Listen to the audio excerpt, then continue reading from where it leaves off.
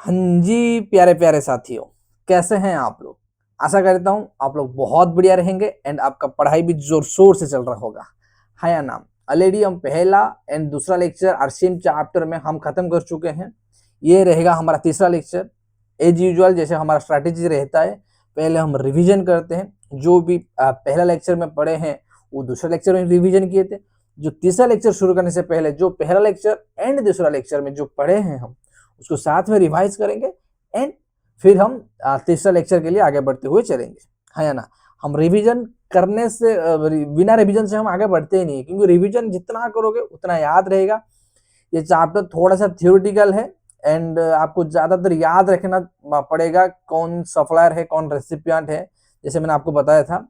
तो आपको क्या करनी होगी, तो आपको ऐसे तो बार बार मल्टीपल रिवाइज करना होगा। जो भी जितना भी क्लास लगेगी आरसीएम चैप्टर में कंप्लीट करने में, लगभग पकड़ के चलिए 3 से ऑलरेडी तो 2 3 4 क्लास लगेगी, तो उसमें 4 बार मैं तो रिवाइज करा दूंगा। जब चौथा नंबर क्लास तक हम पहुंचेंगे तब तक एटलीस्ट तो 1 2 बार मैं रिवाइज करा दूंगा पूरे चैप्टर, एज ए मतलब स्पॉन्टेनियसली मैं रिवाइज करा दूंगा।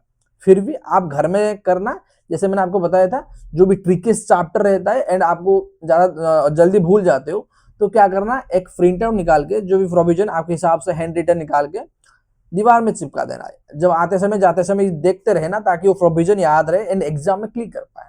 है या ना? ये चीज हम अब पहले भी आपको ये चीज बताया था, ठीक है? ये चीज होप करता हूँ कि आप ये चीज मान के चल रहे होंगे, ठीक है? जैसे जैसे हम आरसीएम चैप्टर की शुरुआत किए थे, हम ये समझे थे आरसीएम क्या होता है। पहले हम जो भी पेमेंट करने की बारी आती है, जीएसटी पेमेंट करने की बारी आती है, वहां पे दो बंदे रहते हैं। वहां पे दो बंदे रहते हैं, एक होता है आइदर सप्लायर एंड रिसिपिएंट। एक बंदा रहता है सप्लायर, एक बंदा रहता है recipient. Either supplier will pay the GST amount या फिर recipient will pay the GST amount. है या ना? आइदर सप्लायर देगा या फिर रिसिपिएंट देगा। अगर सप्लायर दे रहा है, अगर सप्लायर दे रहा है तो उसको क्या मानेंगे? उसको फॉरवर्ड चार्ज मैकेनिज्म मानेंगे। अगर रेसिपिएंट दे रही है, अगर रेसिपिएंट दे रही है तो उसको क्या मानेंगे?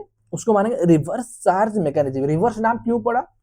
तो इन जनरल क्या होता है ना, recipient principal amount, that mean the cost of the that particular product या पर्टिकुलर गुड्स या पर्टिकुलर सर्विस का, प्लस जीएसटी किसको देता है? सप्लायर को देता है। फिर सप्लायर आगे जाके डिपार्टमेंट को जमा करके आती है।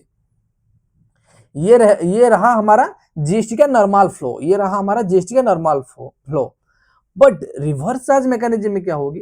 रिवर्स चार्ज मैकेनिज्म में क्या होगी, यहाँ पे जो रेसिपिएंट है, he will not pay the tax portion to the supplier. Supplier को टैक्स पोर्शन नहीं देगा। किसको देगा? डायरेक्ट रिवर्स डायरेक्ट जाके गवर्नमेंट को देगा, पीछे से गवर्नमेंट को देगा, ना कि सप्लायर को देगा। सप्लायर जाके गवर्नमेंट को देगा। अगर सप्लायर को दे रहा है, सप्लायर जाके गवर्नमेंट को जमा करके आ रहा है, मतलब डिपार्टमेंट में जमा करके आ रहा है, उसको बोलेंगे फॉरवर्ड चार्ज मैकेनिज्म। अगर अगर अगर रिसिपिएंट खुद जाके डिपार्टमेंट में जमा करके आ रही है तो उसको बोलेंगे रिवर्स चार्ज मैकेनिज्म। ये चीज हम पढ़े थे फर्स्ट लेक्चर में। फिर हम क्या शुरुआत किए थे, ये जैसे मैंने एग्जांपल आपको दिया हूं, यहाँ पे सप्लायर हो गया, यहाँ पे रिसिपिएंट हो गया। आप देख सकते हो यहाँ पे एरो गया है, मतलब सप्लाई गुड्स और सर्विसेज हो रहा है। किसी का भी हो सकता है, इधर गुड्स का भी हो सकता है, सर्विस का भी हो सकता है। क्या गुड्स के ऊपर आरसीएम एप्लीकेबल है? हाँ, गुड्स के ऊपर भी आरसीएम एप्लीकेबल है। जो 4/2017 के नोटिफिकेशन में लिखा गया है। सर क्या हम ये हमारा सिलेबस के लिए एप्लीकेबल है? यस, आपके सिलेबस में ये पार्ट है। एंड जब हम सर्विस कंप्लीट कर लेंगे फिर हम गुड्स वाला देख लेंगे। गुड्स वाला एग्जाम के लिए इतना इंपॉर्टेंट नहीं है, फिर भी हम जब पढ़ रहे हैं तो सारा पढ़ेंगे। सर्विस हम खत्म जब कर लेंगे, सर्विस मेजर क्वेश्चन सर्विस से आता है। एक बार सर्विस खत्म करने के बाद आधा घंटा देंगे गुड्स का भी। जो गुड्स है, गुड्स में कुछ समझने का जरूरत नहीं है, सिर्फ आपको गुड्स याद रखना है कि ये गुड्स के ऊपर आरसीएम लगता है। लॉजिक में बता दूंगा उस क्लास में जब हम गुड्स वाला चैप्टर, गुड्स वाला कंसेप्ट पढ़ेंगे, ठीक है? यहाँ पे देख सकते हो सप्लायर, ये हो गया रेसिपिएंट। सप्लाइंग द गुड्स और सर्विसेज, ये एरो गया है, रिसिपिएंट को दे रहा है। यहाँ पे supplier tax deposited to the government from collecting the recipient. Recipient से कलेक्ट करके सप्लायर दे रहा है गवर्नमेंट को, इसको बोलेंगे क्या? Forward charge mechanism. जहां जैसे यहाँ पे मैंने लिखा हूं, समझ में आ गया? फिर हम रिवर्स चार्ज में क्या देखे थे? रिवर्स चार्ज में ये रहा सप्लायर, ये रहा रेसिपिएंट, सप्लायर गुड्स और सर्विसेज कर रहा है रेसिपिएंट को, बट यहाँ पे रेसिपिएंट टैक्स दे रहा है। सप्लायर जो रेसिपिएंट सिर्फ कॉस्ट मतलब principal amount will excluding the GST portion will pay to the supplier and GST portion directly pay to the government. I hope you got this point. इसको बोलेंगे reverse charge mechanism, उसको बोलेंगे reverse charge mechanism. फिर हम ये बहुत सारे example लिए थे, जैसे कॉन्ट्रैक्टर की बात किया था, जैसे जीटीए की, जैसे मैं अभी रिवीजन करता हुआ चलूंगा आपको। पहला क्या सर्विस हम पढ़े थे? पहला सर्विस हम ये पढ़े थे GTA, goods transport agency. Goods transport agency किसको बोलते हैं? जो transportation of goods by road देता है and issue consignment note. And issue consignment note, क्या कंसाइनमेंट नोट इशू करना कंपलसरी है? हाँ, कंडीशन है, कंसाइनमेंट नोट इशू करना चाहिए। अगर ये सुप्रीम कोर्ट का केस लॉ भी है, अगर सब जानबूझ के जीटीए की दायरे में ना आए एंड उस कंसाइनमेंट नोट इशू नहीं कर रहा है, जानबूझ के कंसाइनमेंट नोट इशू नहीं कर रहा है, तो इसका मतलब ये नहीं उसको जीटीए नहीं माना जाएगा। consignment note is one of the factor to be decided as whether it is a GTA or not, but it is not the sole factor। अगर कोई एक जीटी का सर्विस दे रहा है और transportation of goods by road कर रहा है, जानबूझ के कंसाइनमेंट नोट इशू नहीं कर रहा है, इसके लिए केस लॉ भी है, जानबूझ के कंसाइनमेंट नोट इशू नहीं कर रहा है, क्या इसको जीटीए नहीं माना जाएगा? कोर्ट यही बोलता है इसको जीटीए माना जाएगा, जीटीए माना जाएगा, क्योंकि ये जीटीए का फीचर फुलफिल कर रहा है। जीटीए किसको बोलते हैं? जो ट्रांसपोर्टेशन ऑफ गुड्स की सर्विस दे रहा है by road, transportation of goods by road. Road को मार्क करना, हमेशा मैं आपको याद दिलाता हूँ, रोड के ऊपर फोकस करना। किस चीज के ऊपर नोटिस करना? रोड के ऊपर नोटिस करते हुए चलना। ठीक है, क्या क्या पढ़े थे? अगर GTA transportation of goods by road की सर्विस दे रही है, किसको दे रही है? हम कुल मिला के फैक्ट्री पढ़े थे, factory, society, cooperative society, body corporate, firm, registered person and casual taxable person, कुल मिला के 7 चीज पढ़े थे। अगर रेसिपिएंट ये हो रहे एंड सप्लायर जीटीए बन रहा है तो आरसीएम लगेगी, नहीं तो आरसीएम नहीं लगेगी। ठीक है, ये चीज पढ़ते हुए हम चले थे। फिर दूसरा क्या पढ़े? दूसरा पढ़े थे हम लीगल सर्विसेज। अगर इंडिविजुअल एडवोकेट, लीगल सर्विसेज मतलब क्या है? एडवोकेटिंग मतलब कोई भी एक एडवोकेट आइदर कंसल्टिंग कर रहा है, आइदर प्रोफेशनल सर्विस दे रही है, या फिर फिजिकल जाके कोर्ट में रिप्रेजेंटेशन सर्विस दे रही है, तो उसको क्या बोलेंगे? लीगल सर्विसेज बोलेंगे। ये लीगल सर्विसेज का डेफिनेशन हम पढ़े थे लास्ट लेक्चर में। ठीक है, हाँ या ना? ये हो गया लीगल सर्विस। अगर कोई भी इंडिविजुअल एडवोकेट, सप्लायर कौन होना चाहिए? Individual advocate, senior advocate and firm of advocate. किसको सर्विस दे रहे? Any business entity. यहाँ पे ये चीज नोटिस करना, एनी बिजनेस एंटिटी। क्या? Any business entity. Legal services में एनी बिजनेस एंटिटी को सर्विस दे रहे हैं, then that particular business entity will pay the GST under RCM। that particular business entity will pay the GST under RCM। हाँ या ना? तो फिर तीसरा क्या पढ़े थे? अगर आर्बिट्रल ट्रिब्यूनल कोई आर्बिट्रेशन की सर्विस दे रही है तो किसको? Any business entity. यहाँ पे भी एनी बिजनेस एंटिटी, लीगल वाला बोल लो या फिर आर्बिट्रेशन बोल लो, एनी बिजनेस एंटिटी को सर्विस दे रहे हैं तो क्या होगी? तो उसके ऊपर आरसीएम लगते हुए चलेगा, आरसीएम लगते हुए चलेगा। हाँ या ना? ये चीज पढ़े थे। उसके बाद हम क्या पढ़े थे? Sponsorship services. अगर सप्लायर कौन होगा? स्पॉन्सरशिप सर्विसेज क्या है? हो गया एडवर्टाइजमेंट करना, किसी का ब्रांड का प्रमोशन करना। जैसे आपको पता है विराट कोहली हो गया, MS धोनी हो गया, युवराज सिंह हो गए एंड ऋतिक रोशन, शाहरुख खान, जितने भी सेलिब्रिटी हो गए, तो क्या करते हैं? स्पॉन्सरशिप सर्विस करते हैं, करके बहुत मोटा अंक कमाते हैं। हाँ या ना? अगर स्पॉन्सरशिप सर्विस कोई दे रहा है, सप्लायर कौन होना चाहिए? आरसीएम लगने के लिए सप्लायर एनी पर्सन। सप्लायर कौन होगा? Any person. रिसिपिएंट कौन होगी? रिसिपिएंट सिर्फ बड़ी कॉर्पोरेट एंड पार्टनरशिप फर्म। अगर supplier any person and recipient, क्या बोला? एक बार ध्यान रखना, स्पॉन्सरशिप सर्विस बहुत इंपॉर्टेंट है। सप्लायर क्या हो गया? सप्लायर एनी पर्सन, सप्लायर हो गया एनी पर्सन। रिसिपिएंट कौन है? पार्टनरशिप फर्म और बड़ी कॉर्पोरेट। अगर ये दोनों रेसिपिएंट है, दोनों से कोई एक सा भी रेसिपिएंट है, इधर बड़ी कॉर्पोरेट होगी या फिर फार्म होगी, तो यहाँ पे आरसीएम लगाते हुए हम चलेंगे, ये हो गया स्पॉन्सरशिप सर्विसेज। फिर पढ़े थे government. Government, the services provided by government. क्या चीज पढ़े थे मैंने, एक मतलब रामबाण दिया था, गवर्नमेंट खुद कभी नहीं चाहता कि मैं जीएसटी का कंप्लेंस करूं, जीएसटी का पेमेंट करूं, क्योंकि मैं तो कलेक्टिंग कर रहा हूं, मैं तो कलेक्शन बॉडी हूं, जो भी जीएसटी का रेवेन्यू आएगी वो मेरे पास आएगी, हाँ है ना, जो भी रेवेन्यू आएगी वो मेरे पास आएगी।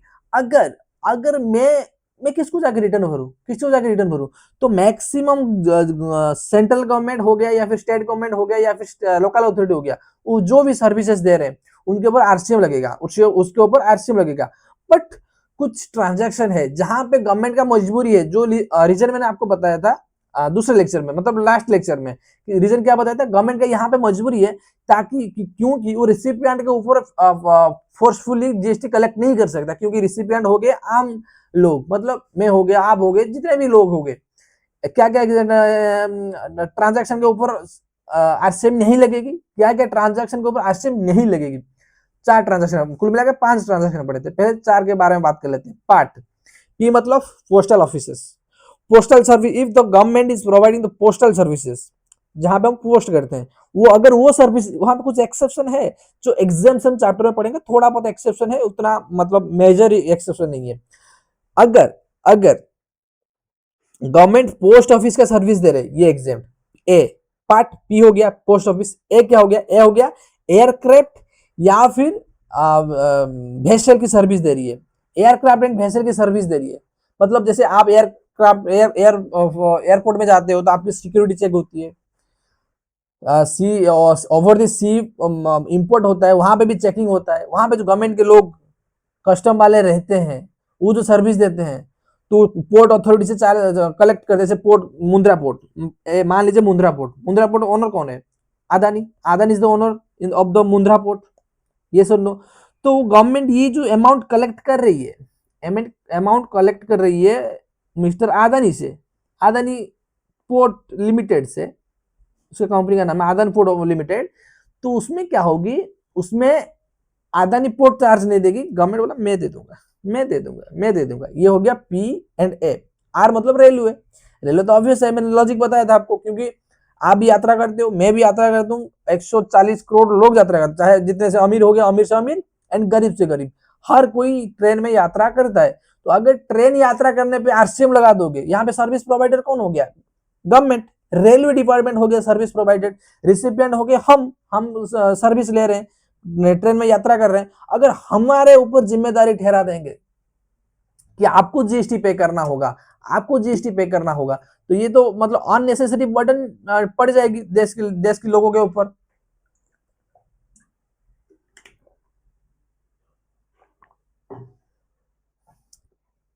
देश के लोगों के ऊपर ये अननेसेसरी बर्डन आ जाएगी, तो इसीलिए क्या किए ना, गवर्नमेंट ने बोला भाई हमको तो टैक्स अमाउंट चाहिए, क्योंकि यहाँ पे मोटा अंक की रेवेन्यू आएगी, क्योंकि आप ये सोच कर चलिए पोस्ट ऑफिस हर कोई यूज करता है, ट्रेन में यात्रा हर कोई, ट्रेन में जर्नी हर कोई करता है, तो इसमें रेवेन्यू हम छोड़ देंगे तो एक मोटा हिस्सा हम छोड़ रहे हैं, तो गवर्नमेंट ने बोला क्या, चाहे हम थोड़ा सा एफर्ट ले रहे हैं फिर भी उसके ऊपर हम टैक्स लेते हुए चलेंगे, एंड हम फॉरवर्ड चार्ज मैकेनिज्म में टैक्स दे देंगे, टैक्स गवर्नमेंट को भरेंगे, रिटर्न वगैरह जो भी कंप्लेंस वगैरह होगी हम कर देंगे, सिर्फ कुछ पर्टिकुलर ट्रांजेक्शन के लिए जहां पे गवर्नमेंट का मजबूरन है, जहां पे गवर्नमेंट का मजबूरन है कि वो जीएसटी अमाउंट रेसिपिएंट से कलेक्ट नहीं कर पाएंगे। ठीक है, ये हो गया P A R. R T हो गया क्या, transportation of goods and transportation of passenger, जैसे ट्रांसपोर्टेशन ऑफ पैसेंजर हो गया, मतलब बसेस वगैरह हो गया, रेलवे के तो अलग से कवर कर लिए, एंड ट्रांसपोर्टेशन बसेस में जैसे गवर्नमेंट बसेस चलती है, Delhi government buses, Orissa government buses, and her state में गवर्नमेंट बसेस चलती है, वहां पे गवर्नमेंट आपको सर्विस दे रही है, अगर वो जो सर्विस दे रही है उसके ऊपर रेसिपिएंट आरसी में टैक्स पे नहीं करेगी, उसके बदले गवर्नमेंट पे करेगी फॉरवर्ड चार्ज मैकेनिज्म में। ठीक है, ट्रांसपोर्टेशन ऑफ गुड्स और पैसेंजर। और एक चीज पढ़े थे, renting of immovable property, renting of immovable property, इसको क्यों कवर किए हैं, इसको कवर करने का रीजन ये है, गवर्नमेंट का बहुत सारे प्रॉपर्टी गवर्नमेंट रेंट पे लगाता है, जैसे गवर्नमेंट में से एग्जांपल दिया था, बड़े बड़े हॉस्पिटल के पास गवर्नमेंट का बिल्डिंग्स वगैरह रहता है, ताकि आम लोग जो मतलब बड़े बड़े मेडिकल इमरजेंसी में मेडिकल में आते हैं, तो उनको सोने के लिए, वहां पे रेस्ट करने के लिए रातों में, तो उनके लिए कमरा बनाया गया है, एंड जो मतलब नॉमिनल चार्जेस होता है 200-300 रुपया में आपको वहां पे कमरा मिल जाएगी स्टे करने के लिए फॉर नाइट स्टे। हाँ या ना। वहां पे जो गवर्नमेंट सर्विस दे रही है आपको, वहां पे जो गवर्नमेंट सर्विस दे रही है आपको, उसके ऊपर क्या होगी, उसके ऊपर आरसीएम नहीं लगेगी। गवर्नमेंट बोल रहा है मैं खुद जीएसटी पे कर दूंगा, है या ना। इतना चीज हम पढ़े थे। आज क्या पढ़ेंगे, चलो देखते हैं। आज क्या पढ़ते हुए हम चलेंगे, चलो देखते हैं। ठीक है,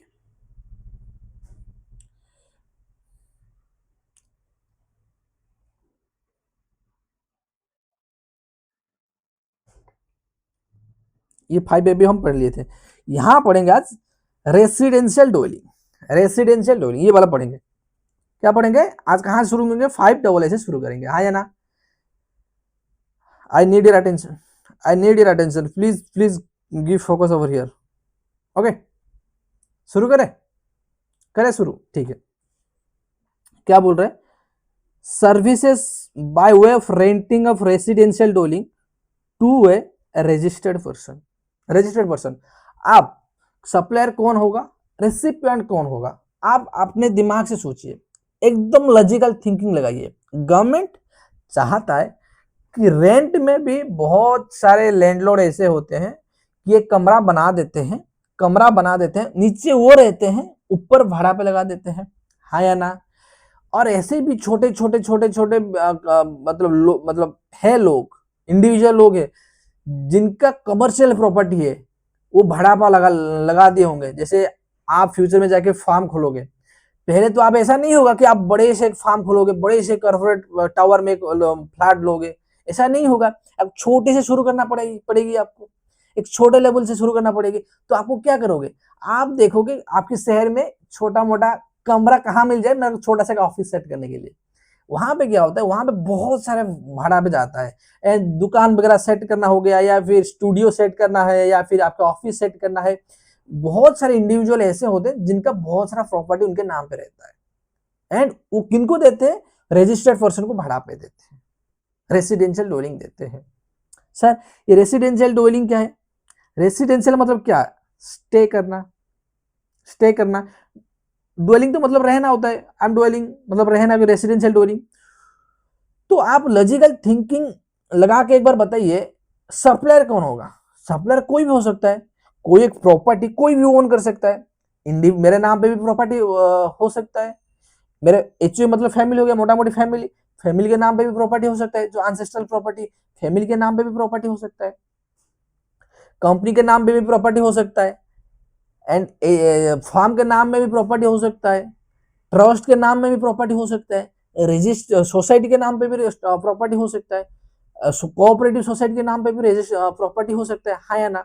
तो प्रॉपर्टी तो कोई भी कर सकता है, मेरा अपने नाम में प्रॉपर्टी कर सकता है, इंडिविजुअल भी ले सकता है अपने नाम में प्रॉपर्टी, कॉर्पोरेट भी कर सकता है। बहुत सारे कंपनी का प्रॉपर्टी होता है, यहाँ पे वो एक कंपनी का लैंड है, वहां पे मैन्युफैक्चरिंग सेट यूनिट सेट करने के लिए कोशिश कर रहे हैं, ये होता है।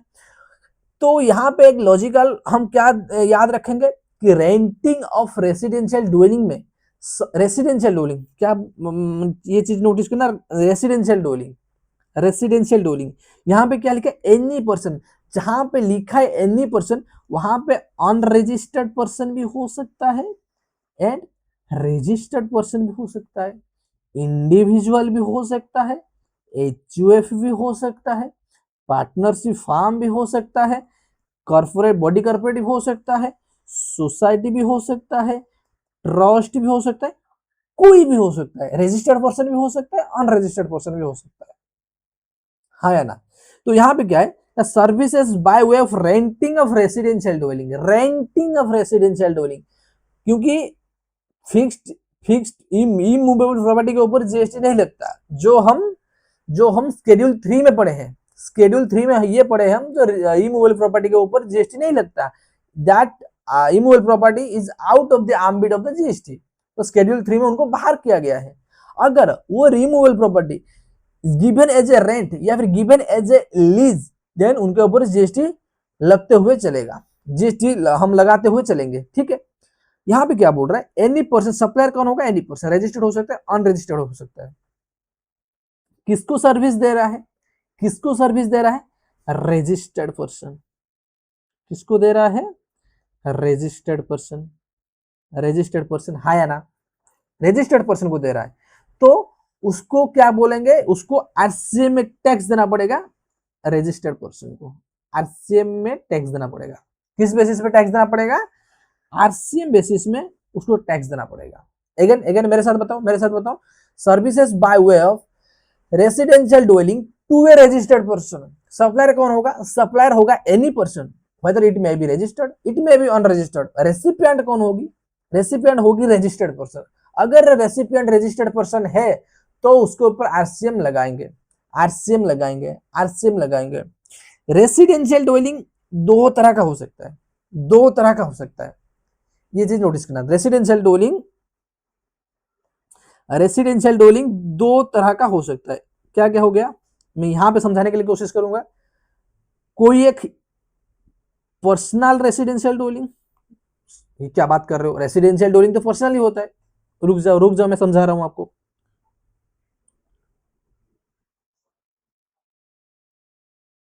Personal residential dwelling, commercial but for personal use, personal use of staff, या फिर बोल दो पार्टनर या फिर ऑफिसर। सो इसका मतलब क्या हो गया, इसका मतलब ये हो गया, जैसे मान लीजिए मेरे मेरे पास एक बिल्डिंग है, मेरे पास एक बिल्डिंग है, मेरा कंपनी में लीज का पॉलिसी है। For an example, lease lease क्या होता है, मैं ये कंसेप्ट आपको समझा दे रहा हूं। जैसे कंपनी में दो टर्म चलता है, कंपनी में आइदर आइदर आप एचआरए क्लेम करोगे, कोई भी कंपनी में रह रहे हो, गवर्नमेंट हो गया प्राइवेट हो गया, आइदर एचआरए क्लेम करोगे, हाउस रेंट एकोमोडेशन, क्या हो गया, house rent, house rent accommodation है ना, या फिर आप लीज पे लोगे, लीज पे रूम लोगे। इधर कंपनी खुद का बिल्डिंग, खुद का रेसिडेंशियल बिल्डिंग दे रहा है लीज पे, या फिर ये भी कर सकता है आप कहीं से लीज एग्रीमेंट एंटर कर लीजिए, एंड जो लैंडलॉर्ड को जितना भी पैसा देना होगा, जितना भी किराया देना होगा हम पे कर देंगे, जितना भी भाड़ा देना होगा, किराया देना होगा मंथली, हम पे कर देंगे। ये ऑप्शन भी चलता है, ये ऑप्शन एनबीसी में ही चलता है, लीज वाला। एनबीसी खुद का बिल्डिंग यूज नहीं करता है, एम्प्लॉय को ये बोलता है अगर अगर आप एचआरए क्लेम करना चाहते हो एचआरए क्लेम करिए, एचआरए क्लेम करिए। अगर आप चाहते हो कि क्या करो कि एचआरए क्लेम ना करके रूम पे रहो, एंड जो भी किराया होगी कंपनी ने पे करेगी, according to your profile company pay करेगी। तो आप क्या करना, एक लीज एग्रीमेंट एंटर कर लीजिए कोई भी लैंडलॉर्ड के साथ, एंड वो लीज एग्रीमेंट कंपनी को सबमिट कर दीजिए। कंपनी का जो लैंडलॉर्ड है उसका अकाउंट नंबर वहां पे मेंशन कर दीजिए। कंपनी क्या करेगी, डायरेक्ट वो लैंडलॉर्ड के अकाउंट पे आपकी पे जो किराया है वो पे कर देगी, एंड आपको एचआरए नहीं मिलेगी। आपको क्या होगी, आपको एचआरए नहीं मिलेगी। हाँ या ना, हाँ या ना, ये समझ में आ गया। तो यहां पे देखना, रेसिडेंशियल डवेलिंग दो होता है, residential dwelling for personal use, मतलब मैं को जैसे मान लीजिए कोची में रह रहा हूँ, मैं पर्सनल रेसिडेंशियल डवेलिंग लिया हूँ, कंपनी में एचआरए क्लेम कर रहा हूँ, एंड कोई एक लोग से मैं भाड़ा लेके उसकी उसकी फ्लैट में रह रहा हूँ, है ना। बट ये भी हो सकता है, मैंने जैसे एग्जांपल दिया कमर्शियल बट पर्सनल, जैसे कोई कंपनी मान लीजिए एनबीसीसी इंडिया लिमिटेड, मान लीजिए एक्सवाईजेड लिमिटेड, एनबीसी क्यों ले, एक्सवाईजेड लिमिटेड, एक्सवाईजेड लिमिटेड ये लैंडलॉर्ड से ये रूम ये फ्लैट भाड़ा पे ले लिया, लेके उनको उनका एम्प्लॉय को दे दिया, उनका एम्प्लॉय लोगों को दे दिया कि आप यहाँ पे रहिए, यहाँ उनको स्टाफ को दे दिया यहाँ पे आप रहिए। रेसिडेंशियल डवेलिंग के लिए यूज हो रहा है, बट एक्चुअली पर्पस क्या है, बैकएंड में क्या है, बैकएंड में तो ये कमर्शियल है ना, बैकएंड में तो ये कमर्शियल है। आप समझ पा रहे हो मेरा इंटेंशन में क्या समझाने के लिए कोशिश कर रहा हूँ। जैसे मैं किराए पे रह रहा हूँ, मैं किराए पे रह रहा हूँ, कंपनी के साथ कोई लेना देना नहीं है, मैं एचआरए क्लेम कर रहा हूँ, कंपनी के साथ कोई लेना देना नहीं है, मैं एचआरए क्लेम कर रहा हूँ। तो ये हो जाएगा personal residential dwelling, personal residential dwelling. अगर वो मेरे को सर्विस दे रहे, मैं अनरजिस्टर्ड हूँ, तो वो आरसीएम नहीं लगेगा, तो आरसीएम नहीं लगेगा, क्योंकि सपोज मान लीजिए वो अनरजिस्टर्ड पर्सन है या फिर रजिस्टर्ड पर्सन भी है, एंड मैं हो गया अनरजिस्टर्ड पर्सन, क्योंकि मैं इंडिविजुअल हूं, मैं अनरजिस्टर्ड हूं। अब आरसीएम तो तभी लगेगी जो दोनों तीनों कंडीशन साइमल्टेनियसली सेटिस्फाई होगी, तीनों कंडीशन साइमल्टेनियसली सेटिस्फाई होगी तो अभी तो आरसीएम लगेगा, है या ना। यहाँ पे मैं तो अनरजिस्टर्ड पर्सन हो गया तो आरसीएम नहीं लगेगा। यहाँ पे वहां पे चीज नोटिस करिए, यहाँ पे रेसिडेंशियल डवेलिंग के लिए यूज हो रहा है, बट बैक एंड में स्टोरी क्या है, कमर्शियल पर्पस है, कमर्शियल पर्पस है या ना। बैकएंड में स्टोरी क्या है, कमर्शियल पर्पस है। आप ये चीज नोटिस करना, रेसिडेंशियल डोलिंग। आप मैं सिर्फ इतना ये एडिशनल बताया ताकि आपको प्रैक्टिकल केस या फ्यूचर में जब आप कई कंपनी में काम करोगे, रेंट देने की बारी आई, आप अकाउंट्स में देखोगे ना कितना पे करना है, आरसीएम डिडक्ट आरसीएम में पे करना है या फिर एफसीएम में पे करना है, तो इस समय ये एक्सप्लेनेशन काम आएगी, ये एक्सप्लेनेशन काम आएगी। तो आपको देखना होगा क्या बैकएंड में चल रहा है एक्चुअली, सब्सटेंस ओवर फॉर्म क्या एक्चुअली बैकएंड में चल रहा है ना। तो रेंटिंग ऑफ रेसिडेंशियल डोलिंग के लिए आपको तीन चीज देखना होगा, कौन दे रहा है, क्या कौन दे रहा है, एनी पर्सन, क्या चीज दे रहा है, रेंटिंग कर रहा है, क्या रेंटिंग कर रहा है, रेसिडेंशियल डोलिंग रेंटिंग कर रहा है, एंड किसको दे रहा है, किन को दे रहा है, रजिस्टर्ड पर्सन को दे रहा है। तो आरसीएम लगेगा। सप्लायर होगी any person whether it can be registered on on registered and any person individual HOB हो भी जो भी है, ठीक है। क्या दे रहा है, रेसिडेंशियल डोलिंग दे रहा है, क्या रेंटिंग ऑफ रेसिडेंशियल डोलिंग दे रहा है, किसको दे रहा है, किन को दे रहा है, रजिस्टर्ड पर्सन को दे रहा है। तो आरसीएम लगते हुए चलेगा। तो फिर हम आरसीएम लगाएंगे।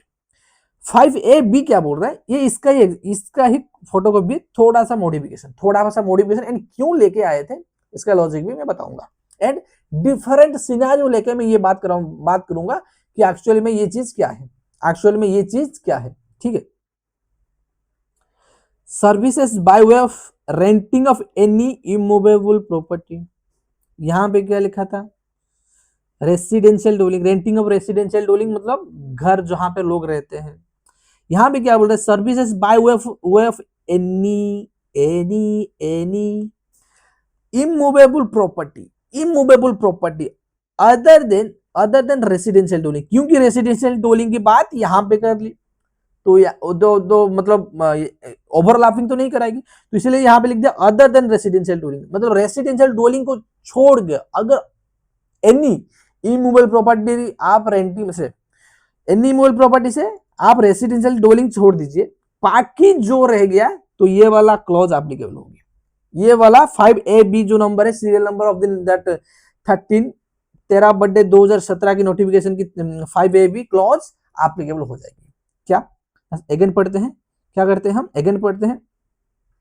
Services by way of renting of any movable property other than residential dwelling, that mean commercial building, residential building को छोड़ के रेसिडेंशियल को छोड़ के तो और कौन बच गया बिल्डिंग, कौन सा बिल्डिंग बच गया, कौन सी इमूवेबल प्रॉपर्टी बच गया, लैंड या फिर कमर्शियल बिल्डिंग है ना, कमर्शियल बिल्डिंग। तो यहाँ पे सप्लायर कौन होगी ना, एनी अनरजिस्टर्ड पर्सन। यहाँ पे क्या लिखा था, नोटिस करना है, बारीकी से नोटिस करना है, मैं आपको लिंक करा रहा हूं, देखो यहाँ पे एनी पर्सन, यहाँ पे रजिस्टर्ड भी हो सकता है, अनरजिस्टर्ड भी हो सकता है ना। पर यहाँ पे आप जब नोटिस करोगे ओनली अनरजिस्टर्ड पर्सन, यहाँ पे सिर्फ ये लिखा है एनी अनरजिस्टर्ड पर्सन होगी तभी ये वाला क्लॉज लगेगी, आरसीएम की ये वाला क्लॉज लगेगी, नहीं तो नहीं लगेगी। क्या होगी, सप्लायर कौन होगी, एनी अनरजिस्टर्ड पर्सन। अगर मान लीजिए यहाँ पे सप्लायर रजिस्टर्ड पर्सन है एंड कमर्शियल प्रॉपर्टी जो रेसिडेंशियल डवेलिंग के लिए यूज नहीं हो रहा है, वेदर फॉर पर्सनल या फिर कमर्शियल, रेसिडेंशियल डवेलिंग मतलब रहने के लिए यूज नहीं हो रहा है, रेसिडेंशियल डवेलिंग का मीनिंग समझ लो, रहने के लिए यूज नहीं हो रहा है, तो क्या के लिए यूज हो रहा है, कमर्शियल के लिए यूज हो रहा है। अगर कोई कमर्शियल बिल्डिंग सप्लाई कौन कर रहा है, एनी अनरजिस्टर्ड पर्सन सप्लाई कर रहा है, किसको कर रहा है, any registered person except composition scheme. जो कंपोजिशन स्कीम क्या होता है, नेक्स्ट चैप्टर, ये हमारा नेक्स्ट चैप्टर है, इसको छोड़ दीजिए अभी कंपोजिशन स्कीम मतलब एक तरह की छोटे जो रजिस्टर्ड पर्सन हो गए उनको मतलब कंप्लायंस की बर्डन कम करने के लिए एक स्कीम लेके आया है, ताकि जैसे आप डायरेक्ट टैक्स में पड़े होंगे बहुत सारे, आपको प्रोफेशनल सर्विस दे रहे हो, आपके सर्विस 50 लाख के अंदर है, तो आपकी 50% के ऊपर टैक्स दे देना, टोटल इनकम की 50% के ऊपर टैक्स दे देना, 50% मान लेंगे खर्चा, 50% मान लेंगे आपकी इनकम, एक फ्लैट रेट होता है। वैसे ही जीएसटी में भी है, कॉम्पोजिशन आप स्कीम लोगे तो आपकी जितना भी रेवेन्यू हो रहा है उसके ऊपर 1% 2% दे देना, उसके ऊपर हम नहीं लेंगे, आपको भी मांगेंगे नहीं कि आप बुक्स मेंटेन करो, रिटर्न भरो, वो भरो, सिर्फ एक रिटर्न भर देना एनुअली, जीएसटीआर 4 भर देना, एनुअली भर देना। ये चीज हम नेक्स्ट चैप्टर में पढ़ेंगे, ठीक है। अभी यहाँ पे फोकस करिए, यहाँ पे क्या बोल रहा है, renting of any immovable property other than residential building मतलब रेसिडेंशियल डोलिंग क्या हो गया, कमर्शियल प्रॉपर्टी हो गया। अगर हम कमर्शियल प्रॉपर्टी भाड़ा पे लगा रहे हैं एंड सप्लायर कौन हो गया, सप्लायर हो गया रजिस्टर्ड पर्सन, सप्लायर हो गया यहाँ पे ऑन रजिस्टर्ड पर्सन। यहाँ पे जो ऊपर वाला में पढ़े थे, ऊपर वाला में एनी पर्सन लिखा था, वहां पे रजिस्टर्ड भी हो सकता है सप्लायर, ऑन रजिस्टर्ड भी सप्लायर हो सकता है, बट यहाँ पे सिर्फ ऑन रजिस्टर्ड की बात किया जा रहा है। ठीक है, किसको दे रहा है, एनी रजिस्टर्ड पर्सन। किसको दिया जा रहा है, any registered person except composition scheme में जो रजिस्टर हुआ है, इनको छोड़ के किसी को सर्विस दे रहा है तो जो रेसिपिएंट है वो आरसीए में पे करेगा, आरसीए में पे करेगा, आरसीए में पे करेगा। चलो मैं कुछ आपको एग्जाम्पल लेके समझाता हूँ, एग्जाम्पल लेके समझाता हूँ, है ना, कुछ एग्जाम्पल लेके आपको डिटेल में समझाता हूँ। ठीक है,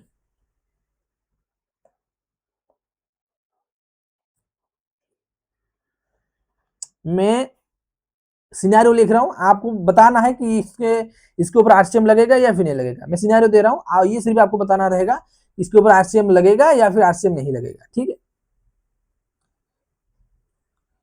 मैं यहां पे लिख दे रहा हूं, सप्लायर सर्विस क्या है, रेसिपिएंट क्या है। रेसिपिएंट कौन है, मान लीजिए सप्लायर इंडिविजुअल क्यों लिखेंगे, मोहित, मोहित क्या वो दे रहा है, रेसिडेंशियल बिल्डिंग, रेसिडेंशियल बिल्डिंग किसको दे रहा है,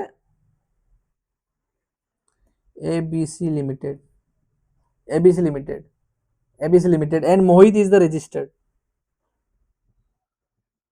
मोहित रजिस्टर्ड।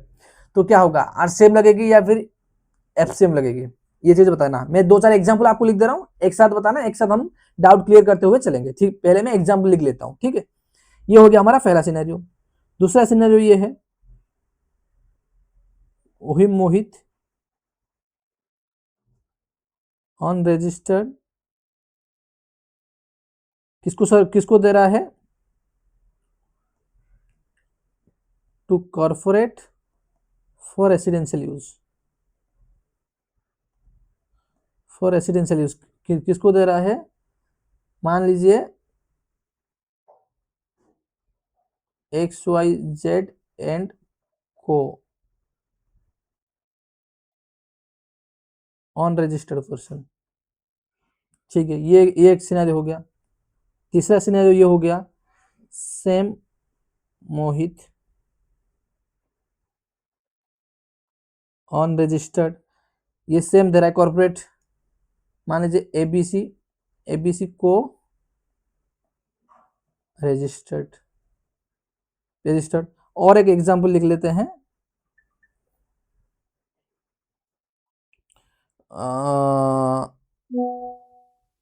PQR एंड को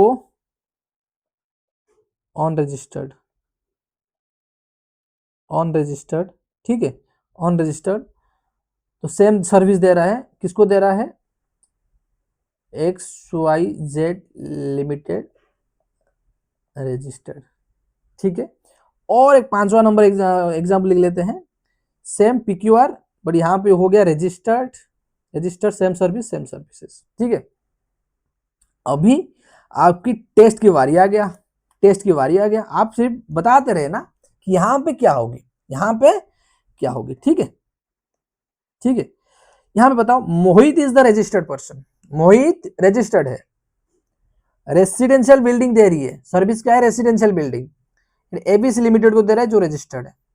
तो क्या होगी, आरसीएम लगेगी या फिर एफसीएम लगेगी, लॉजिक के साथ बताना एंड प्रोविजन का भी रेफरेंस देना। बताओ बताओ, मेरे को आवाज आ रही है, बताओ आपकी आवाज आ रही है, मेरे को बताओ क्या होगी, यहाँ पे क्या लगेगा, यहाँ पे लगेगा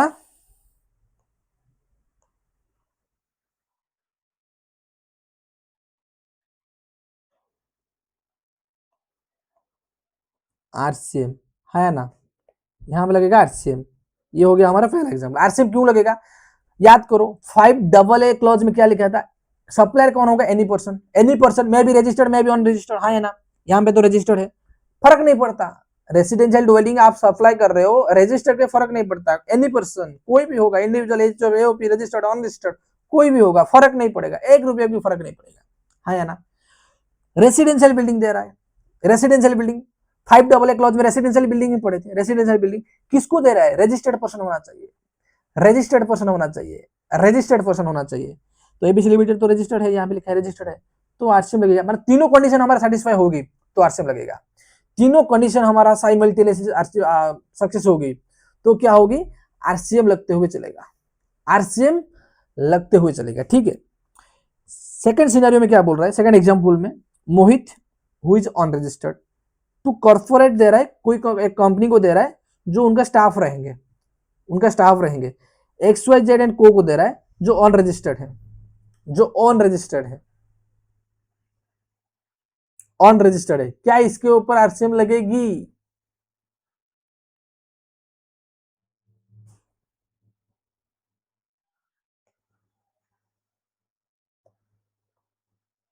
क्या होगी यहाँ पे क्या होगी, एफसीएम, एफसीएम लगेगी, क्या सर, क्या सर ये लगेगी तो एफसीएम, क्या सर इसको टैक्स देना पड़ेगा क्या सर, ये अनरजिस्टर्ड है, ये भी अनरजिस्टर्ड है। जीएसटी का एक थंब रूल याद रखना, अगर C2C ट्रांजैक्शन हो रहा है, अगर C2C ट्रांजैक्शन हो रहा है, मतलब कस्टमर से कस्टमर, इसमें कोई भी रजिस्टर्ड पर्सन नहीं है, जीएसटी में बी मतलब जो रजिस्टर्ड है, जो रजिस्टर्ड है उसको बोलते हैं हम क्या, उसको बोलते हैं हम बी, जो रजिस्टर्ड है जीएसटी उसको बोलते हैं हम बी, जो अनरजिस्टर्ड है उसको बोलते हैं क्या, उसको क्या बोलते हैं, उसको सी बोलते हैं, एक मिनट, उसको क्या बोलते हैं, उसको सी बोलते हैं, समझ में आ गया। तो अगर C2C ट्रांजैक्शन हो रहा है, मतलब अनरजिस्टर्ड टू अनरजिस्टर्ड, तो जीएसटी लगेगा ही नहीं, क्योंकि C2C ट्रांजैक्शन है। जैसे मैं इंडिविजुअल हूं, अनरजिस्टर्ड हूं, बगल में किराए का दुकान है, मैं वहां पे जाके 5 रुपए का बिस्कुट लेके आता हूँ, या फिर कुछ पानी का बोतल लेके आता हूँ, तो मेरे अलग से जीएसटी नहीं लगेगा, जो प्रोडक्ट में अलग ऑलरेडी लगा हुआ तो वो मेरे से चार्ज करेगा, ऑन एंड अबव दैट मेरे को जीएसटी नहीं, मेरे से जीएसटी कलेक्ट नहीं करेगा ना, या फिर जीएसटी का इनवॉइस इशू करेगा विद द जीएसटी, ऐसा नहीं करेगा, क्योंकि C2C ट्रांजैक्शन है, ये चीज याद रखना, कभी भी C2C ट्रांजैक्शन हो रहा है, मतलब unregistered person to unregistered person, इसके ऊपर जीएसटी लगता ही नहीं है, इसके ऊपर जीएसटी लगता ही नहीं है, हाँ या ना, ये चीज समझ गए। फिर तीसरा एग्जाम्पल हमारा क्या है, मोहित, सेम मोहित अनरजिस्टर्ड है, वही कॉर्पोरेट रेसिडेंशियल यूज के लिए दे रहा है, ABC limited who is registered, who is registered, यहाँ पे आरसीएम लगेगा, यहाँ पे आरसीएम लगेगा, क्योंकि यहाँ पे आरसीएम लगेगा,